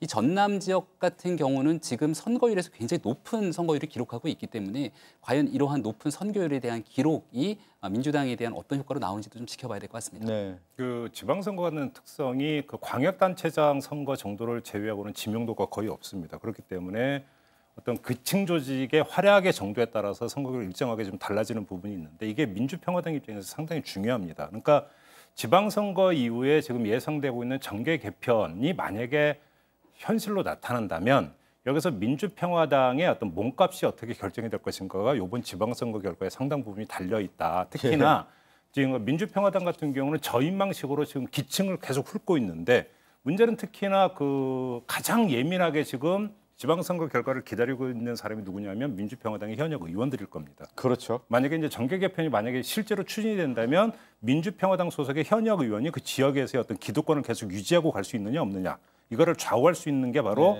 그 지역에서의 지방선거 결과이기 때문일 텐데 아마 그 호남 지역에서의 관전 포인트는 여기에 둬도 될 것 같아요. 네, 항상 우리가 뭐 선거 이후에 이제 정당이 재편되는 과정들을 우리가 지켜봤는데 과연 또 이번 지방선거 이후에 정계 개편이 어떻게 이루어질지 소폭일지 대폭일지 좀 지켜봐야 되겠고요.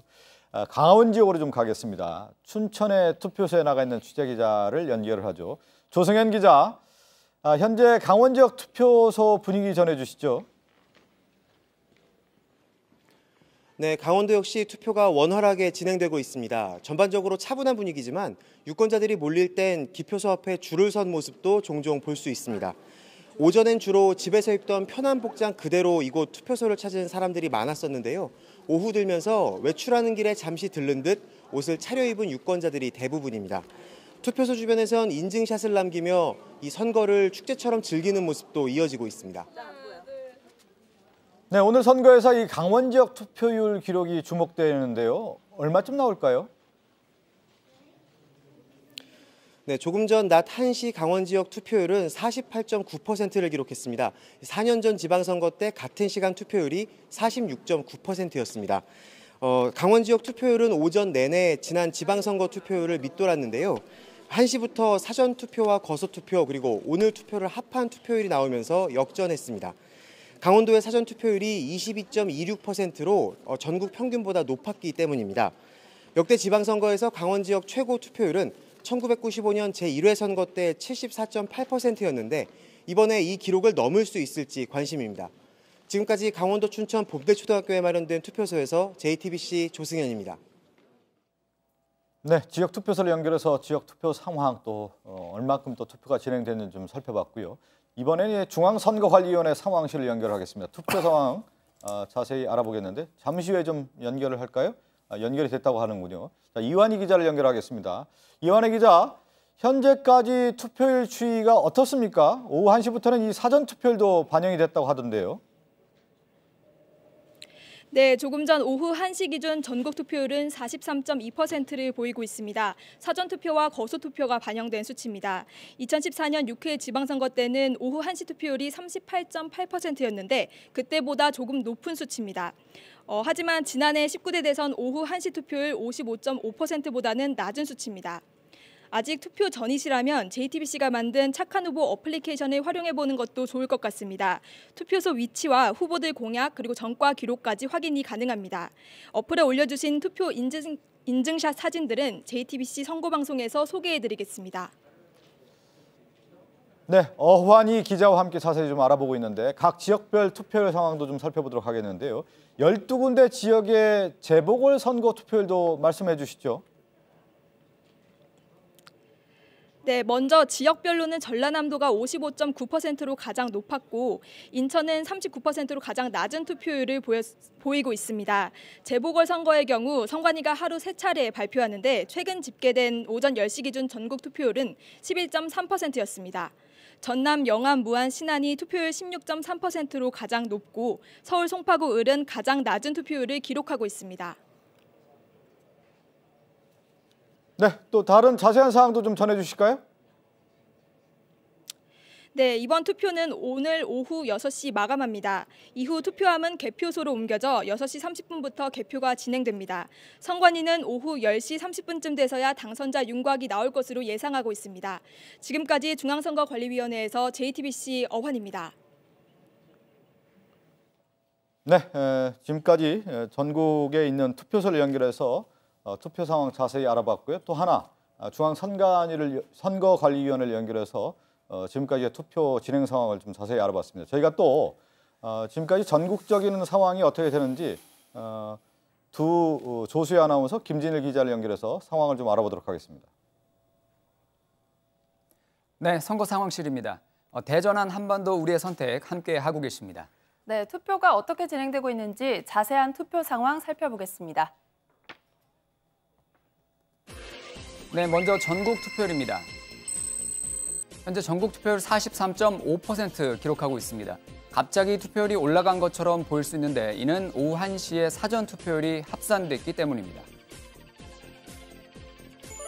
이어서 광역별 투표율입니다. 서울이 41.3%, 부산 41%, 대구 40.2%입니다.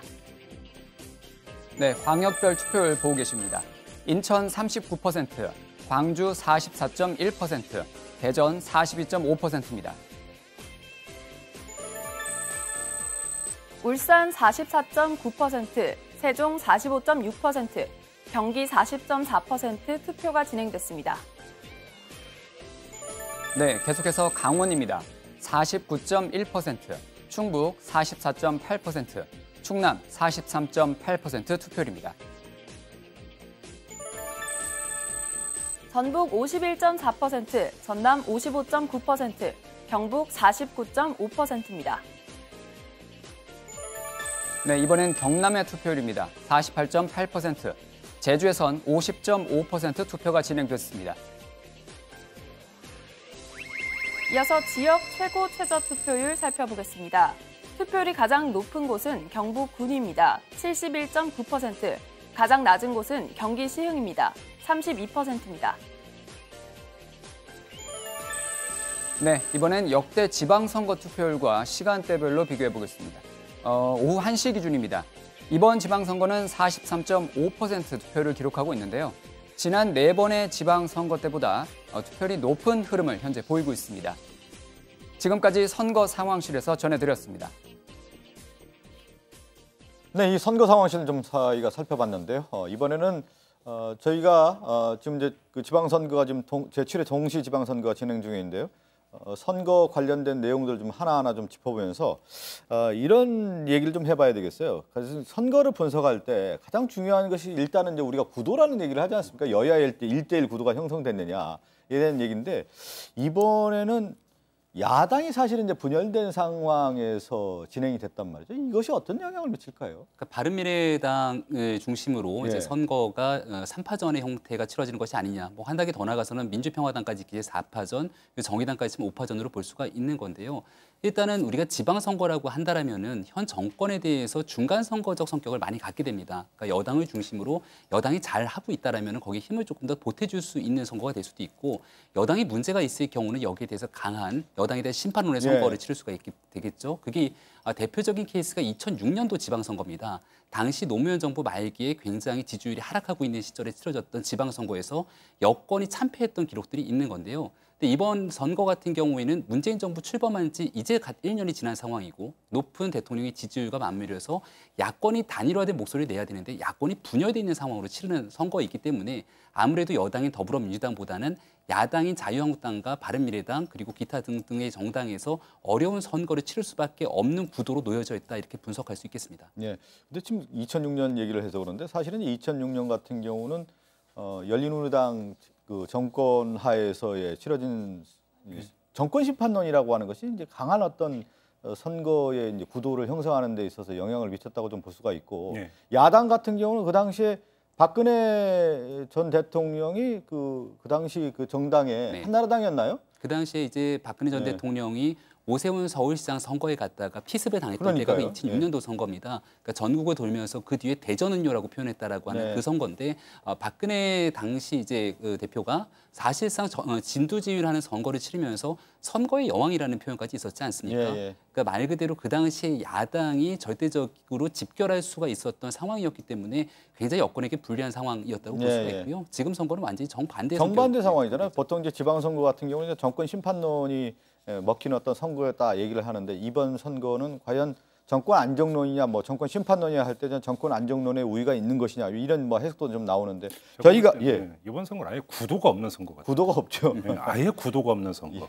그러니까 결국은 그 이전에 몇 년의 어떤 그 결과에 대한 총괄적인 평가의 성과를 띠고 있는 것이지 특정한 어떤 쟁점이나 이슈가 지배에 들어가면서 여기서 찬반으로 표심이 갈리는 이런 선거가 절대 아니다. 그다음에 야권 분열을 말씀을 하셨는데 야권 분열 요인이라고 하는 게 판세에서 중요한 요인이 되기 위해서는 그 반대의 상황, 야권이 분열되지 않았다라고 한다면 판세가 어떻게 되느냐라고 하는 것을 거꾸로 놓고 야권 분열 요인을 따져야 되는데 지금까지 나왔던 각종 여론조사 결과를 종합을 해볼 때 야권 분열이라고 하는 게 선거 판세에 결정적인 영향을 미치는 요인이 사실은 아니었어요. 그렇게 놓고 본다면 이번 지방선거는 정말 유례를 찾아보기 힘들 정도로 구도가 없는 선거다 이렇게 봐야 되겠죠. 그런데 이번에 또 하나 인상적인 것 중에 하나가 우리가 뭐 투표율 얘기를 많이 하지 않습니까? 그런데 이제 최근 선거 투표율을 저희가 좀 준비를 했는데 관련된 최근 이제 선거를 좀 비교를 하면서 선거를 분석을 하다 보면은 왜 이번 선거에 관심도가 어느 정도가 되고 또 결과는 어떻게 이어질지를 좀 살펴볼 수가 있는데 보통 1시 기준으로 봤을 때 저희가 이제 그 자료를 준비를 했습니다. 투표율의 공식이라는 게 그 전에는 있었습니다. 뭐냐면 투표율이 높으면 진보 성향의 정당한테 유리하다. 왜냐하면 상대적으로 진보 성향이 강한 젊은 층의 기권율이 높은데 투표율이 높아진다라고 하는 것은 젊은 층의 투표 참여율이 높은 거기 때문에 진보 계열의 정당한테 유리하다. 이게 하나의 공식 아닌 공식으로 통용이 됐는데 이게 언제 깨져나갔냐면 2012년 대선 때 깨져나갔습니다. 아마 기억들 하시겠지만 70%의 투표를 넘느냐 마느냐에 따라서 대선의 결과가 달라진다 이렇게 했는데 75.8%였거든 그때 투표율이. 근데 박근혜 당시 후보가 당선이 되면서 이른바 이제 통용됐던 투표율의 공식이라는 것은 이때 깨져나갔고 특히 이번 지방선거 같은 경우는 투표율을 가지고 판세를 분석하기는 거의 불가능에 가깝다고 봐요. 왜냐하면 조금 전에 이 부분이 있지만 또 한 가지 이거보다 더 중요한 요인이 이른바 샤이 보수층이 있습니다. 그러니까 지금까지의 일반적인 전망은 샤이 보수층이 과연 투표에 참여를 하겠느냐, 오히려 그 투표에 기권을 하는 것 아니냐 이런 전망이 많이 있었습니다. 이렇게 된다면 당연히 그러니까 그 보수 계열의 정당한테 불리해지는 것인데 지금 오후 1시 기준으로의 그 투표를 보면 43.5%라는 거 아닙니까? 이게 그 다른 선거에 비교했을 때 상당히 좀 높은 수준에 와 그러니까 있습니다. 4년 전 6회 지방선거 때의 1시 현재 그 투표율이 38.8%였어요. 이거에 비하면 한 5% 조금 안 되는 정도로 지금 높은 건데 결국은 이 추세로 본다면 최종 투표율에서 60%를 돌파를 하느냐 마느냐 이게 아마 포인트가 될 것 같은데 그러면 높은 거죠. 상당히 높은 거죠. 60%를 넘어선 적이 없으니까. 그러면 샤이 보수층이 대거 투표에 참여했다라는 가설도 성립이 될 수가 있고 젊은 층이 대거 투표에 참여했다는 가설도 성립이 될 수가 있어요. 그러니까 이건 뚜껑을 열어보지 않고서는 단정을 할 수가 없다는 것이죠. 그러니까 이런 경우가 이제 우리 김종배 평론가의 얘기를 들어보니까 60%를 넘었을 때 과연 우리가 얘기하는 60대, 70대의 샤이 보수층이 연령으로 얘기했을 때는 뭐 60대, 70대일 수가 있을 것 같고요. 또 이제 그 이념적 성향으로 봤을 때 이제 보수층이 그만큼 나오겠느냐에 대한 부분이 나올 수가 있을 것 같고 또 한편으로 봤을 때는 20, 30대의 연령층과 함께 진보라고 하는 어떤 성향이 있는 사람이 또 결집할 수 있느냐 이 두 가지 측면으로 봤을 때 과연 투표율과 이 투표의 어떤 결과물로 이제 비교한다고 하면 정확하게 누가 더 대변했는지를 알 수가 있겠죠. 그러니까 저는 뭐 김종배 평론가님 얘기에 일정 부분 공감하면서도 약간 조금 다른 의견이라고 볼 수 있는 거는 이런 게 있는 것 같습니다. 그러니까 이번 선거가 1대1의 구도였다라면은 얼마나 많은 사람들이 참여하면서 있는 그 투표율이 선거에 미치는 영향이 좀 바뀔 수도 있다는 생각이 드는데요. 지금 우리가 샤이 보수라는 이야기를 하지 않습니까? 박근혜 전 대통령의 탄핵을 기점으로 보수에 대한 기본적인 성향을 갖고 있는 사람들이 굉장히 크게 분화가 되기 시작합니다. 그러니까 전통적인 보수 지지층을 중심으로 자유한국당을 강경하게 지지하는 측면들이 있지만 여전히 거기서 일부 한때는 바른정당으로 지금은 바른미래당으로 분파되는 과정을 거치면서 우리가 중도 보수라고 표현하는 사람들이 어디로 투표를 쏟아줘야 될지를 모르게 되는 현상들이 나타나기 시작하거든요. 네. 여기에 대해서 사전 투표라고 하는 부분에 굉장히 편리한 제도가 있기 때문에 보다 많은 사람들이 내 표의 소중한 가치들을 버리지 않기 위해서 투표장에 나서긴 하지만 이걸 한쪽으로 몰아주게 되는 1대1 구도의 선거가 형성되지 않았기 때문에 저는 전체적으로 보수적인 정당에는 굉장히 좀 불리한 선거가 될 수밖에 없다는 것 같다는 생각이 들고요.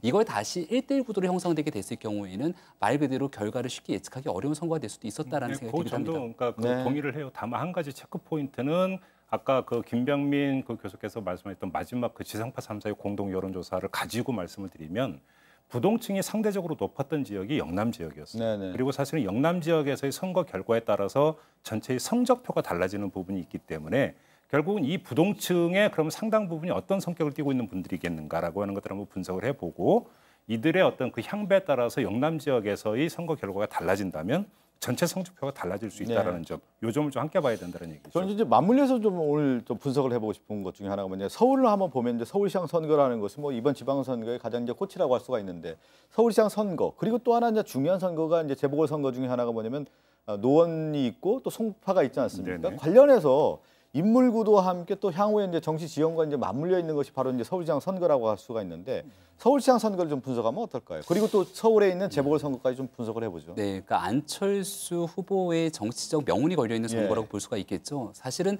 지난번 대통령 선거 패배 이후로 안철수 후보에게는 여러 가지 선택지가 있었습니다.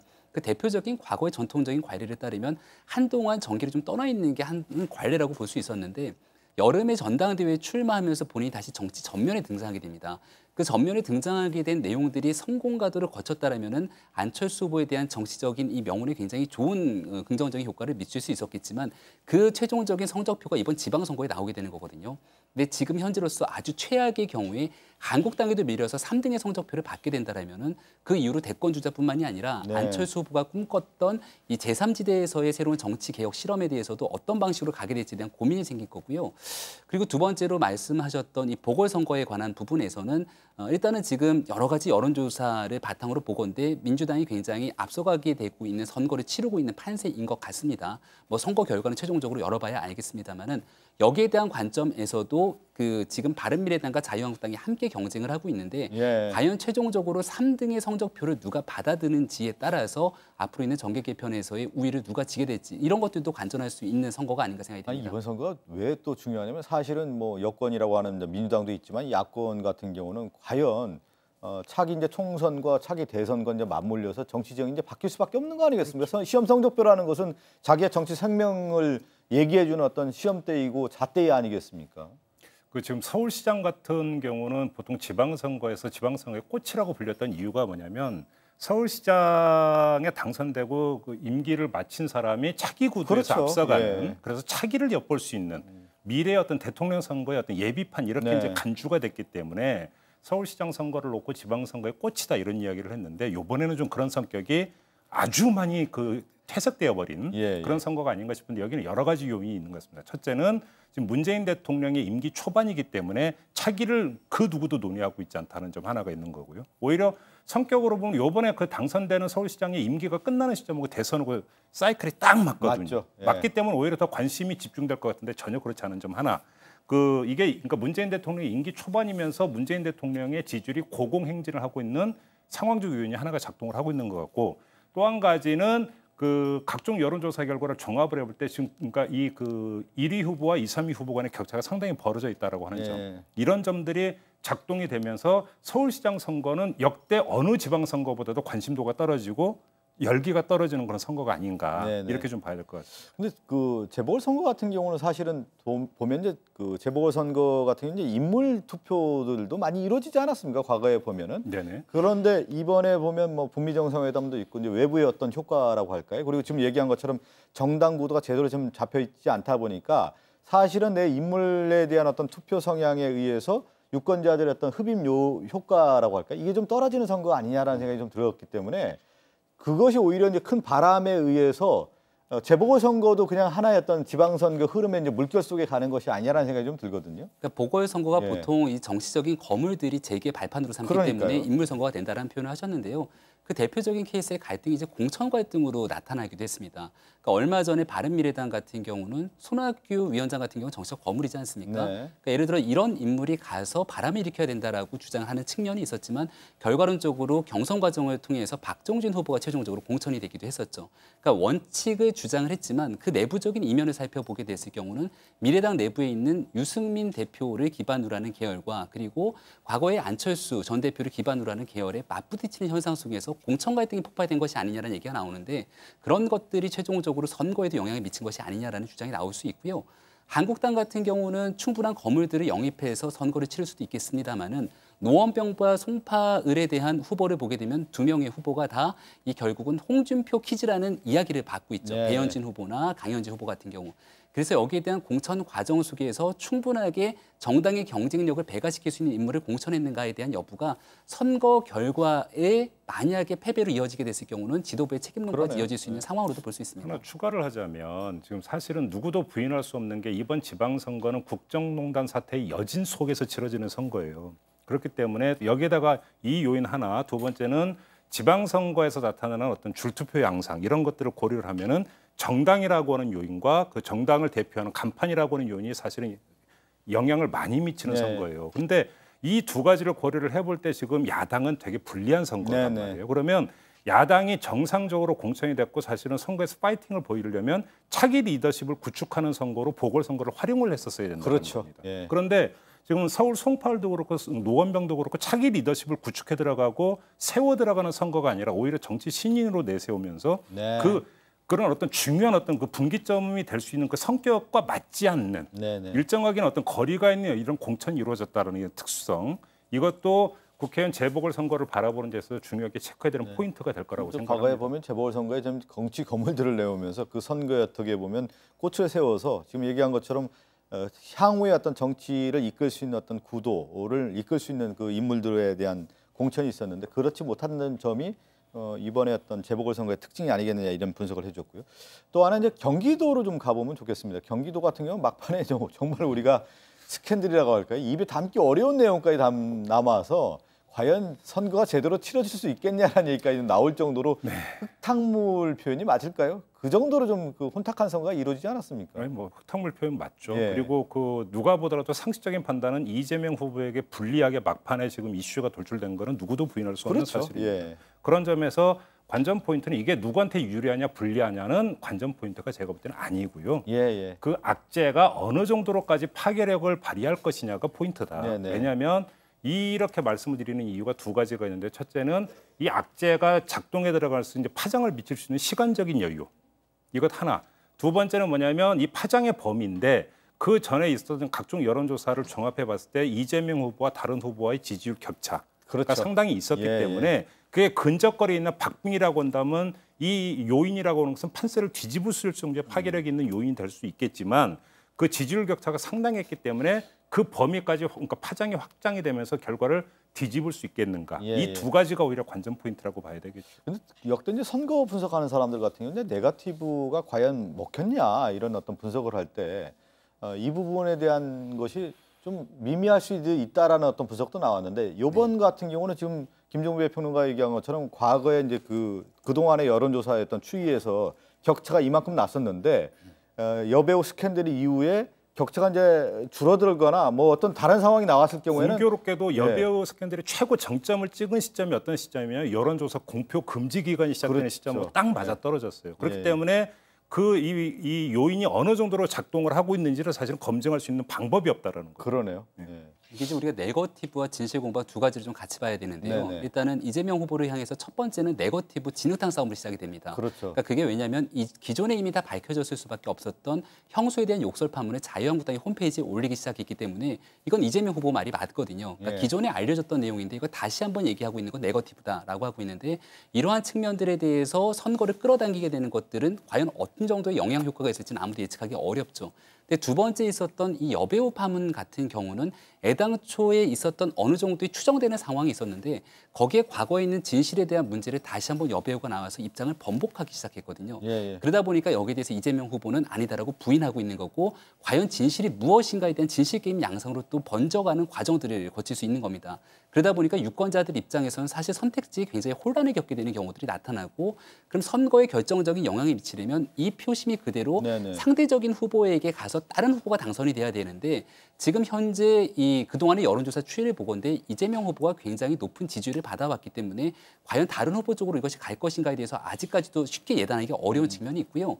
또 지난번 TV 토론회 과정에서 이 문제를 가장 적극적으로 제기했던 건 바른미래당의 김영환 후보입니다. 네. 그러다 보니까 만약에 지금 남경필 자유한국당 후보가 있고 김영환 바른미래당 후보가 있는데 이재명 후보를 향한 네거티브 공방 때문에 그 가지 않았던 이 중도층의 표심들이 쏟아져 나와서 만약에 남경필 후보가 아니라 이 김영환 후보 쪽으로 가게 됐을 경우는 표가 또 분산이 되는 거거든요.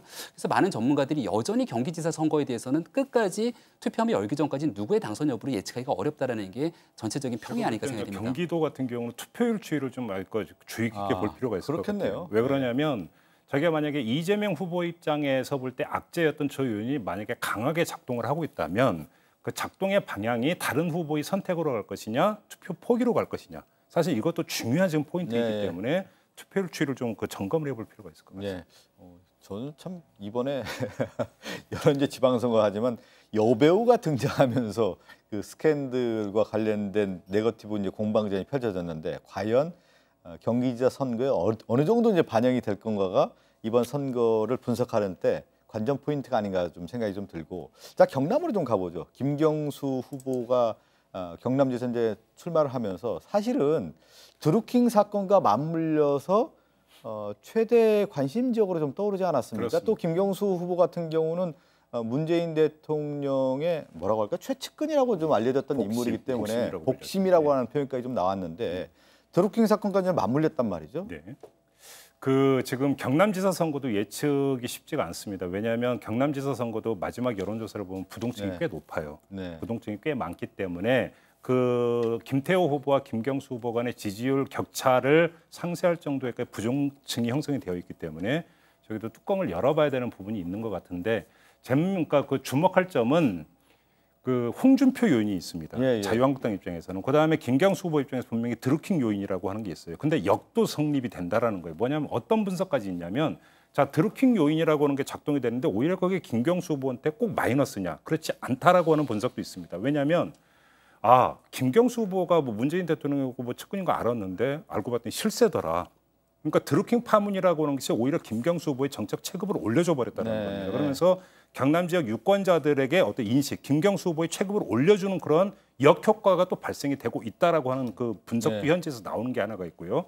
또 한 가지는 김태호 후보 같은 경우가 홍준표 요인을 최대한 제거하면서 선거운동을 펴면서 그러니까 본인의 어떤 인물 요인으로 계속 승부를 해들어가면서 그러니까 기층을 훑는 이런 선거운동을 하고 있고 이게 일정하게 지금 효과가 나타나고 있다라는 지금 현지의 어떤 이야기도 있었기 때문에 여기도 결국은 뚜껑을 열어봐야 되는 것이 아닌가. 다만 분명한 것은 홍준표 대표 스스로 자신의 정책 운명을 여기에 걸었기 때문에 이거에 대해서 또 홍준표 대표가 어떻게 그 결과에 대해서 반응할지도 재미있는 아마 관전거리가 될 겁니다. 홍준표 같은 경우는 뭐 전임 이제 경남지사를 했고 지금 이제 김태수 사수 얘기 나왔지만 김태우 후보 같은 경우는 밑바닥 선거에서는 뭐 상당히 좀 알려진 인물이란 말이죠. 그러니까 이제 청와대 그 문재인 대통령의 복심이라고 하는 김경수 후보 또 밑바닥 선거에서는 상당히 이제 달인이라고 칭해지는 이제 김태우 후보 간의 어떤 싸움이 볼만한 거죠. 그러니까 이번이 첫 번째 대결이 아니죠. 과거에 보궐선거에서 이미 한번 부딪혔던 적이 있는데 그 당시에도 굉장히 불리한 선거 과정에서 김태우 후보가 열세를 극복하고 이겼다 이런 평이 있거든요.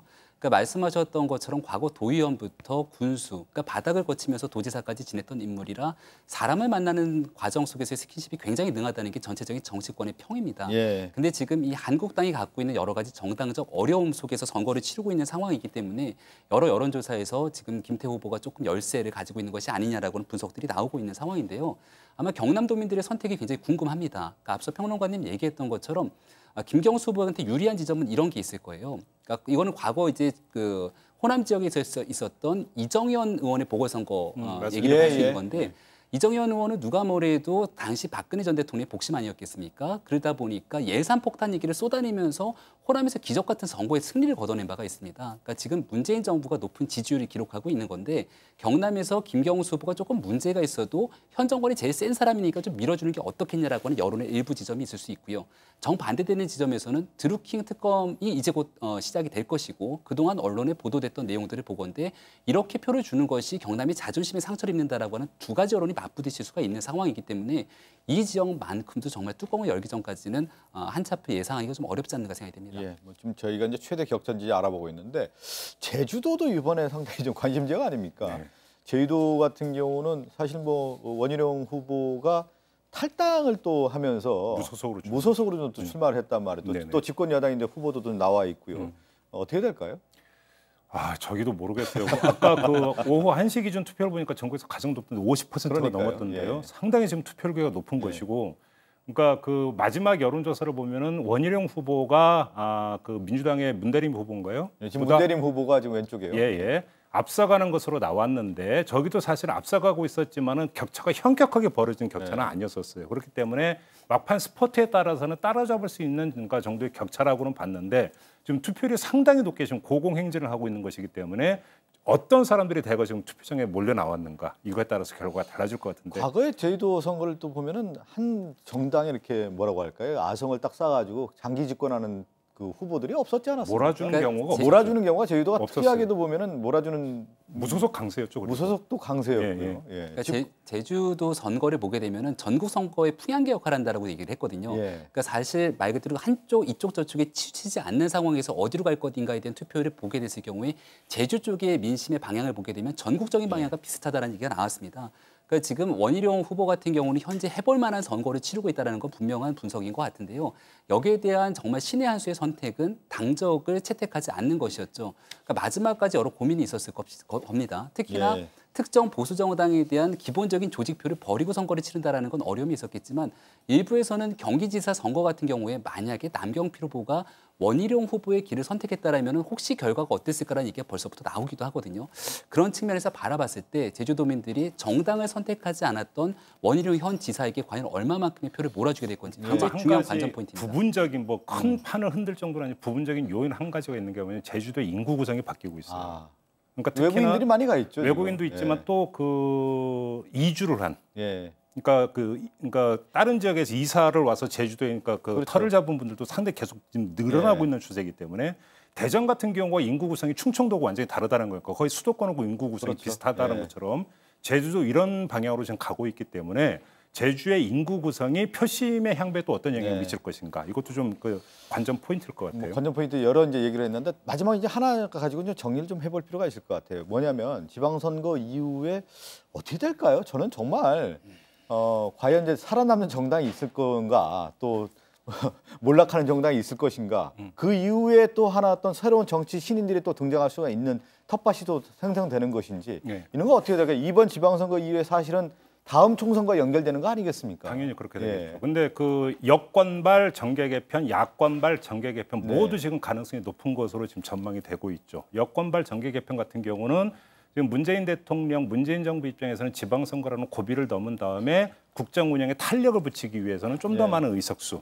좀 더 많은 어떤 그 기반이 필요하다라고 하는 어떤 이런 이유 때문에 여권발 정계 개편이 추진될 가능성이 있고 이렇게 된다면 그 대상은 당연히 민주평화당 이 1차 대상이 될 것이다. 이런 어떤 전망들이 좀 우세한 상황이고요. 야권발 정계 개편 가능성도 상당히 많이 지금 점쳐지고 있죠. 왜냐하면 이렇게 지리멸렬한 상황에서 그러니까 문재인 정권에 맞서면서 차기의 어떤 총선을 노린다라고 하는 것은 어렵다라고 보는 건데 여기서 문제는 차기 리더십이 그러니까 구축이 될 수 있느냐가 문제가 되는 겁니다. 왜냐하면 지금 야권발 정계 개편이라고 하는 것은 사실은 자유한국당의 지방선거 패배를 사실은 전제해놓고 하는 이야기인데 만약에 자유한국당에서 만약에 지방선거에서 패배를 해서 홍준표 체제가 무너지게 된다면 그러면 그 대안의 어떤 리더십이 바로 구축이 될 수 있겠는가 그리고 준비되어 있는가 많은 분들이 준비되어 있지 않다고 이야기를 하고 있거든요. 이렇기 때문에 야권발 정계 개편 같은 경우는 상당히 지금 안개 속이다. 누가 주도에 들어가면서 여기서 다시 헤게모니를 쥐느냐. 지금 누구도 가늠하기 힘들다라는 것이죠. 그러네요. 한국당 입장에서는 이번 지방선거에서 특히 17개 광역자치단장 선거 중에 몇 개를 가져가는지에 따라서 향후 정계 개편 속도가 완전히 달라질 거라고 생각합니다. 지금 한국당은 6곳 플러스 알파를 얘기하고 있는데요. 우리가 PK, TK 지역을 합쳐서 총 5곳의 지역이 있습니다. 이 중에 만약 한국당이 4곳 이상을 가져가지 못하게 되면 3곳, 2곳, 1곳 이 정도의 성적표를 가지게 되면 말 그대로 한국당은 지금의 이 명맥을 유지하기가 어려운 상황으로 가게 될 수 있습니다. 그렇게 됐을 경우에는 아예 홍준표 대표 체제가 무너지는 것은 물론이고요. 지금 같은 시스템이 아닌 당명 개편부터 시작해서 거의 바닥부터 모든 것을 바꿔야 될 상황이 올 수가 있는 거고요. 만약에 4석 이상의 어느 정도의 성과를 거두게 되면은 아마 전반적인 지도부 정도의 교체 순으로 마무리되지 않을까라는 생각이 듭니다. 저희가 오늘 제목이 대전환 한반도인데 사실 대전환 한반도라는 것은 이제 북미 정상회담 이후에 한반도 평화의 어떤 기류라고 할까 이 함축적인 의미를 담았는데 지방선거도 또 하나 뭐냐면 정치 지형의 어떤 대전환도 이루어질 수 있다는 것으로 오늘 좀 결론을 내리고 저희가 대전환 한반도 우리의 선택 3부 여기서 좀 마치도록 하겠습니다. 네, 이어서 제 4부가 이어지는데요. 많은 시청 부탁드리겠습니다.